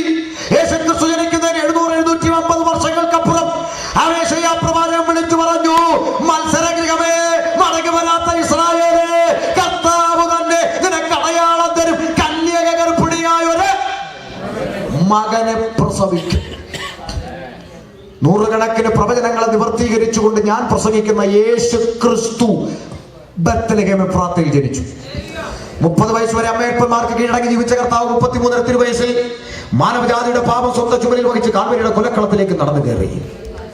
മാനവജാതിയുടെ പാപത്തിന് പരിഹാരം വരുത്തുവാൻ ആയിരങ്ങളിൽ 10,000-ങ്ങളിൽ സുന്ദരനും വെണ്മയും ചുവപ്പുമുള്ള എന്റെ പ്രിയൻ കണ്ടാൽ തിരിച്ചറിയാത്തൊരു മാംസപിണ്ഡമായി കാൽവരിയുടെ കൊലക്കളത്തിൽ തൂക്കപ്പെട്ടു. രാത്രി നിന്റെ ഹൃദയ കണ്ണു തുറന്ന ഡോളറിലേക്കല്ല, ആ കാൽവരിയുടെ മുകളിലേക്കൊന്ന് നോക്ക. ഇനി പുറപ്പെടാൻ അവനിൽ രക്തമില്ല. ചങ്ക് കുത്തി തുറന്നപ്പോൾ രക്തമില്ലാതെ വെള്ളം പുറപ്പെട്ടവനായി ആ സുന്ദരനായ രൂപത്തെ അവൻ കണ്ടാൽ തിരിച്ചറിയാത്തവണ്ണം, അയ്യോ ആളല്ല എന്ന് തോന്നുമാർ വിരൂപമായൊരു മാംസപിണ്ഡമായി കാൽവരി കുലക്കളത്തിൽ തൂങ്ങിക്കിടക്കുന്ന പ്രാണനാഥനെ നോക്കി ഇന്ന് രാത്രി ചങ്കത്ത് കൈവച്ചുകൊണ്ട് നിലവിളിച്ചു പറ, അയ്യോ എനിക്ക് വേണ്ടിയല്ലേ. Praise the Lord. ആമേൻ. ഷമീറിന് വേണ്ടി, എന്റെ പാപത്തിന് വേണ്ടി അവയെ ദൈവരൂപത്തിൽ ഇരുന്നവൻ വേഷത്തിൽ മനുഷ്യനായി ലോകത്തിലേക്ക് ഇറങ്ങി വന്ന എന്റെ പാപം ചുമലിൽ വഹിച്ചുകൊണ്ട് കാൽവരിയുടെ കൊലക്കളത്തിൽ യാഗമായി അരിമത്യക്കാരനായ യോസേഫിന്റെ കല്ലറയ്ക്കൽ എന്റെ കർത്താവിന്റെ ഭൗതിക ശരീരത്തെ അടക്കി. രാത്രി വെല്ലുവിളിച്ച് പറയാം, 3 ആണി കൊണ്ട് എന്റെ യേശു അവസാനിച്ചിരുന്നെങ്കിൽ 3 ആണി കൊണ്ട് അവസാനിച്ചൊരു പ്രവാചകനെ പ്രസംഗിക്കാൻ ഷമീർ വരത്തില്ല. 3 ആണി കൊണ്ട് അവസാനിച്ചൊരു പ്രവാചകന് വേണ്ടി പാടാൻ ഇവിടെ ഒരു കൊയർ ടീമും വരത്തില്ല. എന്തുകൊണ്ട് ഞങ്ങൾ പാടുന്നു? എന്തുകൊണ്ട് ഞങ്ങൾ പ്രസംഗിക്കുന്നു? ഞങ്ങൾ പാടുന്നതും പ്രസംഗിക്കുന്നതും കുമ്പനാട്ടും എടത്തുവായും അടഞ്ഞു കിടക്കുന്ന ഒരു കല്ലറയുടെ മുമ്പിലല്ല. ഇതാ പാലസ്തീന്റെ പച്ചമണ്ണിൽ ഒരു കബറിടം ഇന്നും തുറന്നു കിടക്കുന്നു. സകല കല്ലറകളിലും അടഞ്ഞു കിടക്കുമ്പോൾ പാലസ്തീന്റെ പച്ചമണ്ണിൽ ഒരു കബറിടം തുറക്കപ്പെട്ടിരിക്കുന്നു. സകല കല്ലറയിലും അവർ ഇവിടെ അന്ത്യ വിശ്രമം കൊള്ളുന്നു എന്ന് എഴുതിയിരിക്കുമ്പോൾ അവിടെ എഴുതിയിരിക്കുന്നു, അവൻ ഇവിടെ ഇല്ലേ, അവൻ ഇവിടെ ഇല്ലേ, അവൻ ഇവിടെ ഇല്ലേ, അവൻ ഉയർത്തരുത്. ആമേൻ. ഞാൻ പ്രസംഗിക്കുന്ന യേശു പാതാളത്തെ ജയിച്ചു, മരണത്തെ ജയിച്ച്, ലോകത്തെ ജയിച്ച, പിശാചിനെ ജയിച്ച അവൻ ഉയർത്തെഴുന്നേറ്റു. Price the Lord. ഉയർത്തെഴുന്നേറ്റ കർത്താവ് 40ഓളം പ്രാവശ്യം ശിഷ്യന്മാർക്ക് പ്രത്യക്ഷനായിക്കൊണ്ട് പിതാവിന്റെ അടുക്കൽ പോകുന്നതിന് മുൻപ് തന്നെ അനുഗമിച്ച ശിഷ്യന്മാർക്കൊരു അന്ത്യകൽപ്പന കൊടുത്തു. അപേക്ഷയല്ല, യാചനയല്ല, ഓർഡർ. ആ ഭാഗം വായിച്ച് നമ്മൾ തുടരുവന്നിടാൻ പോവുകയാണ്. വായിക്കാം. മത്തായി 28:18 വായിച്ചാട്ടെ. മത്തായി 28:18 വേഗം വായിച്ച് ഞാൻ വായിക്കാം. യേശു അടുത്തു ചെന്നു, സ്വർഗത്തിലും ഭൂമിയിലും സകല അധികാരവും എനിക്ക് നൽകപ്പെട്ടു. ആകയാൽ അതുകൊണ്ട് നിങ്ങൾ പുറപ്പെട്ട് പിതാവിന്റെയും പുത്രന്റെയും പരിശുദ്ധാത്മാവിന്റെയും നാമത്തിൽ സ്നാനം കഴിപ്പിച്ചു. രാത്രി ശ്രദ്ധിച്ചേ, പെന്തിക്കോസുകാരുടെ കൽപ്പനയല്ല സ്നാനം. ആമേൻ. പെന്തിക്കോസുകാരുടെ കൽപ്പനയല്ല സ്നാനം. നിനക്ക് വേണ്ടി പ്രാണനെ തന്നവന്റെ ഓർഡർ, നിനക്ക് വേണ്ടി യാഗമായി തീർന്നവന്റെ കൽപ്പന, സ്നാനം കഴിപ്പിക്കണം. Praise the Lord. ഞാനത് പറയുമ്പോൾ ഒരിക്കലും ഒരു സ്ഥലത്ത് സ്നാനത്തെ കുറിച്ച് പ്രസംഗിച്ചിറങ്ങി ഒരു ക്രിസ്ത്യാനി അച്ചായം വന്നിട്ട് എന്നോട് പറയുക, പാസ്റ്ററെ പ്രസംഗമൊക്കെ കൊള്ളാം, 4 മുസ്ലിം ഇന്ന് വന്നല്ലോ. ഞാൻ പറഞ്ഞു വന്നല്ലോ, സ്തോത്രം. ഏട്ടനെ പുള്ളി പറയുക, എന്നാലും ഒരു കാര്യം എന്താ, ഈ സ്നാനത്തെ കുറിച്ച് ഇത്ര അങ്ങോട്ട് കട്ടിക്ക് പറയാനേ, യേശു ആരെ സ്നാനപ്പെടുത്തിയിട്ടില്ല, പിന്നെ നിങ്ങൾ ഈ സ്നാനം എന്ന് പറഞ്ഞ് ഇളക്കുന്നതിന്. ഞാൻ പറഞ്ഞു യേശു ആരെ സ്നാനപ്പെടുത്തിയിട്ടില്ല, ഇല്ല, അങ്ങനെ ബൈബിളിലുണ്ടോ? പിന്നെ യോഹന്നാൻ 4:2 കിടക്കുമല്ലോ, യോഹന്നാൻ 4:2 കിടക്കുവാണ്. അപ്പൊ ഞാൻ ചോദിച്ചു, ഓക്കല്ലോ, അതല്ലേ മൊത്തം വായിക്കട്ടെ. മൊത്തം വായിച്ചിട്ടുണ്ട്, അതവിടെ ഉണ്ട്. എന്നാ പിന്നെ ഒന്ന് വായിച്ചു കൊടുത്തേച്ചാ യോഹന്നാൻ 4:2. യേശു യോഹന്നാനെ അല്ലല്ല, 2 വായിച്ചാൽ മതിയല്ലോ. ശിഷ്യന്മാരല്ലാതെ യേശു തന്നെ സ്നാനം കഴിപ്പിച്ചില്ലതാനും. ശിഷ്യന്മാരല്ലാതെ യേശു തന്നെ സ്നാനം കഴിപ്പിച്ചില്ലതാനും. നിങ്ങളുടെ ആരെങ്കിലും ബൈബിളിൽ കഴിപ്പിച്ചെന്നുണ്ടോ? എല്ലാ ബൈബിളിലും കഴിപ്പിച്ചില്ലതാനും. കണ്ട കണ്ട കണ്ട, പച്ചാൻ പറഞ്ഞത് ശരിയല്ലേ? അതാ പറഞ്ഞ മൊത്തം വായിക്കണോ കേട്ടാ. ശരിയാണ് ലോ അച്ഛാ, അങ്ങനെ പോയാലോ, ഇങ്ങോട്ട് വാങ്ങാം ചേട്ടാ. എന്തായാലും 4:2 കൊണ്ട് വന്നേല്ലയോ, ഞാൻ പറയുന്നതും കൂടെ കേട്ടൊന്ന് പോ.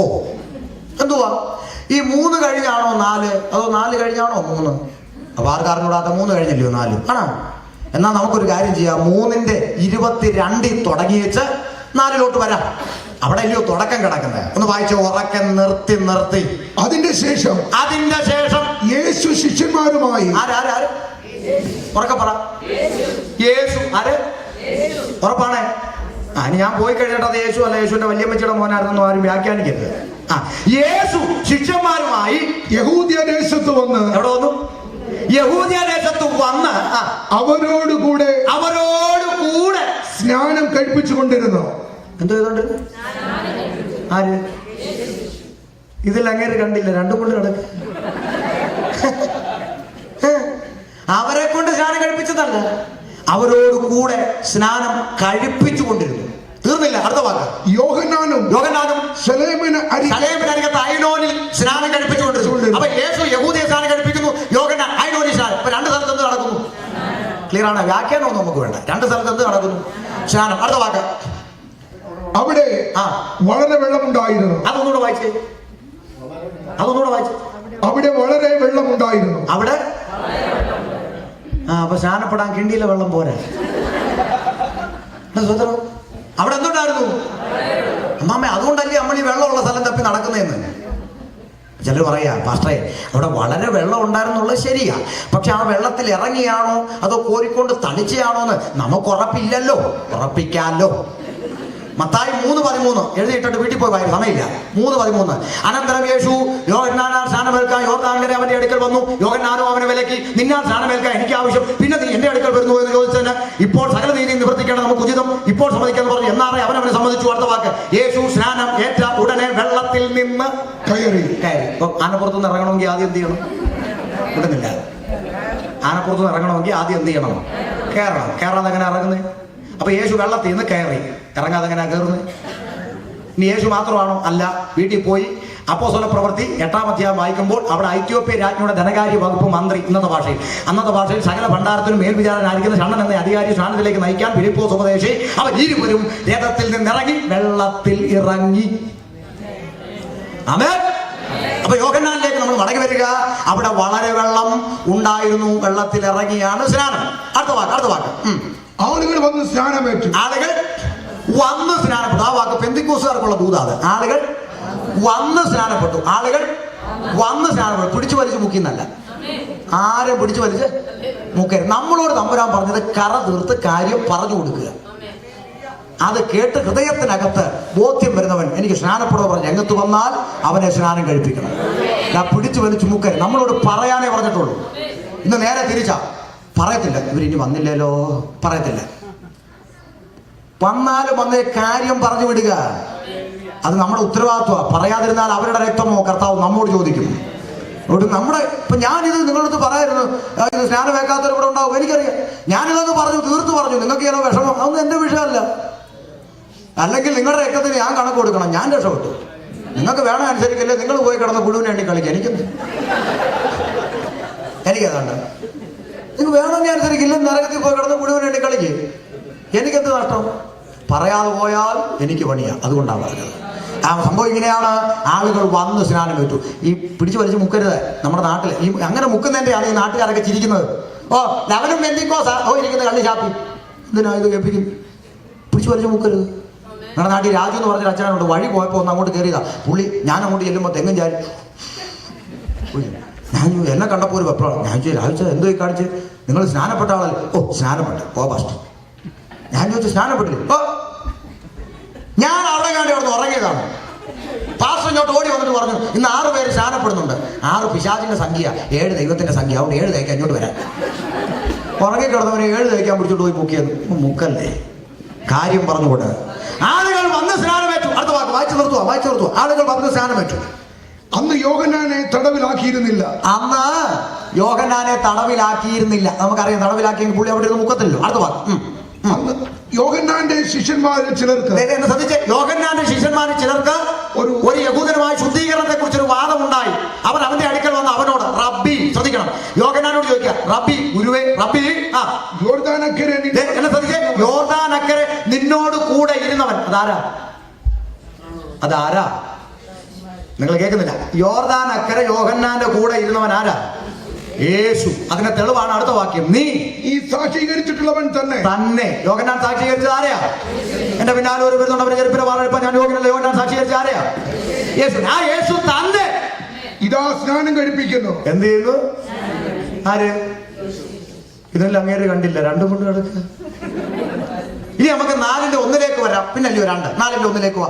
യേശു യോഹന്നാനേക്കാൾ അധികം ശിഷ്യന്മാരെ ചേർത്ത്, വാക്ക് ശ്രദ്ധിച്ച്, യേശു യോഹന്നാനേക്കാൾ അധികം ശിഷ്യന്മാരെ ചേർത്ത് സ്നാനം കഴിപ്പിക്കുന്നു എന്ന് പരീശന്മാർ കേട്ടു. നിൽക്കട്ടെ, ഇപ്പൊ യോഹന്നാനേക്കാളും അധികം പേരെ ആരാ സ്നാനം കഴിപ്പിക്കുന്നത്? ഇതെല്ലാം അങ്ങേര് കണ്ടില്ല. കേൾക്കുന്നുണ്ടോ? അപ്പൊ നിങ്ങളുടെ ചിന്ത, അപ്പൊ പിന്നെന്താ 2-ാം വാക്യത്തെ അങ്ങനെ എഴുതിയെന്ന ഒരു കൺഫ്യൂഷൻ? അത് തെളിയിച്ചാൽ ഞാനങ്ങ് നിർത്തുമല്ലയോ? ശ്രദ്ധിച്ചു കേട്ടോട്ടോ, അത് തെളിയിക്കുക. അപ്പേ യേശു യോഹന്നാനേക്കാൾ അധികം ശിഷ്യന്മാരെ ചേർത്ത് സ്നാനം കഴിപ്പിക്കുന്നു എന്ന് ആര് കേട്ടു? പരീശന്മാർ കേട്ടു. പരീശന്മാരുടെ കാതിൽ വിവരം എത്തി എന്ന് ആരറിഞ്ഞു? അടുത്ത വാക്ക്. എന്ന് കർത്താവ് അറിഞ്ഞു. എന്താ അറിഞ്ഞത്? പരീശന്മാരുടെ കാതിൽ വിവരം എത്തി എന്ന് ആരറിഞ്ഞു? കർത്താവ് അറിഞ്ഞപ്പോൾ കർത്താവ് എന്ത് ചെയ്തു? ശിഷ്യന്മാരല്ലാതെ യേശു തന്നെ സ്നാനം കഴിപ്പിച്ചില്ലതാണ്. എപ്പോഴാ? പരീശന്മാരുടെ കാതിൽ വിവരം എത്തിയെന്ന് അറിഞ്ഞപ്പോൾ പിന്നെ കർത്താവ് എന്ത് ചെയ്തില്ല? സ്നാനം കഴിപ്പിച്ചില്ല. അതിന്റെ കാരണം അറിയണ്ടേ? അടുത്ത വാക്യം. അവൻ യഹൂദ്യദേശം വിട്ട് പിന്നെയും ഗലീലയ്ക്ക് യാത്രയായി. കണ്ടോ? 3:22 അവൻ എവിടെ വന്നു? യഹൂദ്യദേശത്ത് വന്നു. 4:3 ആയപ്പോൾ അവൻ യഹൂദ്യദേശം വിട്ടു. ആളവിടുന്ന് പോകുക. പിന്നെ എങ്ങനെ നമുക്ക് മനസ്സിലായില്ല? മാത്യു പാസ്റ്റർ ഡാളസിൽ സ്നാനം കഴിപ്പിക്കുന്നു. ഷമീർ പാസ്റ്റർ ചിക്കാഗോയിൽ സ്നാനം കഴിപ്പിക്കുന്നു. അവിടെ യേശുവും യോഹന്നാനും, ഇവിടെ മാത്യു ഷമീറും. ഉദാഹരണം പറയുവാണേ, ക്ലിയർ ആണേ? മാത്യു സ്നാനപ്പെടുത്തുന്നതിനേക്കാൾ കൂടുതൽ പേരെ ഷമീർ ചിക്കാഗോയിൽ സ്നാനം കഴിപ്പിക്കുന്നു എന്ന് ആര് കേട്ടു? അവിടെ പരീശന്മാർ, ഇവിടെ ജമാഅത്ത് ആര് കേട്ടു? നല്ല, എനിക്ക് കുഴപ്പം കേട്ടു. ഈ വിവരം ആരറിഞ്ഞു? അവിടെ യേശു പറഞ്ഞപ്പോൾ, ഇവിടെ ഷമീർ അറിഞ്ഞപ്പോൾ പിന്നെ അവിടെ നിന്ന് മുക്കി അടി മേടിക്കാതെ പാസ്റ്റർമാരുടെ കയ്യിലോട്ട് എത്തിച്ചിട്ട് ഞാനും കൊല്ലത്ത് പോയി. അതാ കാര്യം പിടി കിട്ടി. അത്രയുള്ള കാര്യം. അപ്പൊ ചില ചോദിക്കും, ആന്ത ഭാഷ അടി മേടിക്കാൻ അവന്റെ നാഴിക വന്നിട്ടില്ലായിരുന്നു. പലവട്ടം തള്ളിയിടാൻ നോക്കി, കൊല്ലാൻ നോക്കി.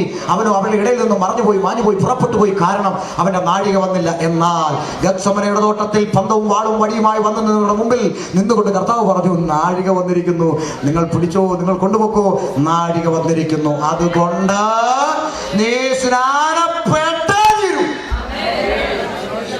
ആമേൻ. ഒരു കോംപ്രമൈസും ഇല്ല കുഞ്ഞെ.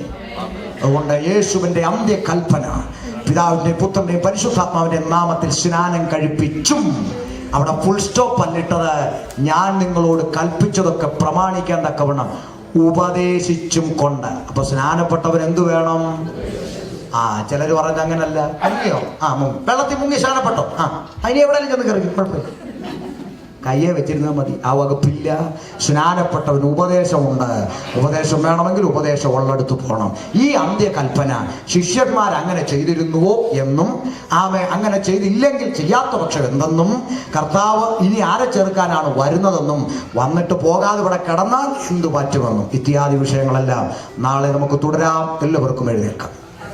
ഹല്ലേലൂയ. ഇന്ന് രാത്രി കേൾക്കപ്പെട്ട ആ അന്ത്യകൽപ്പനയ്ക്ക് മുമ്പിൽ രക്ഷിക്കപ്പെട്ടിട്ടില്ലെങ്കിൽ, സ്നാനമേറ്റിട്ടില്ലെങ്കിൽ, ഇതാ കർത്താവിന്റെ വചനം നിങ്ങളോട് തെളിവായി ഇടപെട്ടിരിക്കുക. ഒരു കാര്യം ഉറപ്പിച്ചു പറയാം, രക്ഷിക്കപ്പെട്ട് സ്നാനപ്പെട്ട ആത്മനിറ പ്രാപിച്ച് ഉപദേശം കേട്ട് കൂട്ടായ്മ ആചരിച്ച് അപ്പം നുറുക്കി പ്രാർത്ഥന കഴിക്കുന്ന ആമൻ വിശ്വസിച്ച കൂട്ടത്തെ ചെറുക്കാനാണ് കർത്താവ് വരുന്നത്. ഇന്ന് രാത്രിയിൽ കാഹളം ധരിച്ചാൽ, ഇന്ന് രാത്രിയിൽ കർത്താവ് വന്നാൽ, രാപ്പകലില്ലാത്ത, കണ്ണുനീരില്ലാത്ത, വിലാപമില്ലാത്ത, നെടുവീർപ്പില്ലാത്ത, ഷുഗറും പ്രഷറും കൊളസ്ട്രോളും ഒന്നുമില്ലാത്ത ആ നിത്യഭവനത്തിൽ എനിക്കും ആ കർത്താവിനോട് കൂടെ പോകണം. അല്ല, ഞാനും പോകുമെന്ന് ഇന്ന് രാത്രി ഉറപ്പുള്ള ദൈവജന കരമടിച്ച് സ്തുതിച്ചേ ശക്തി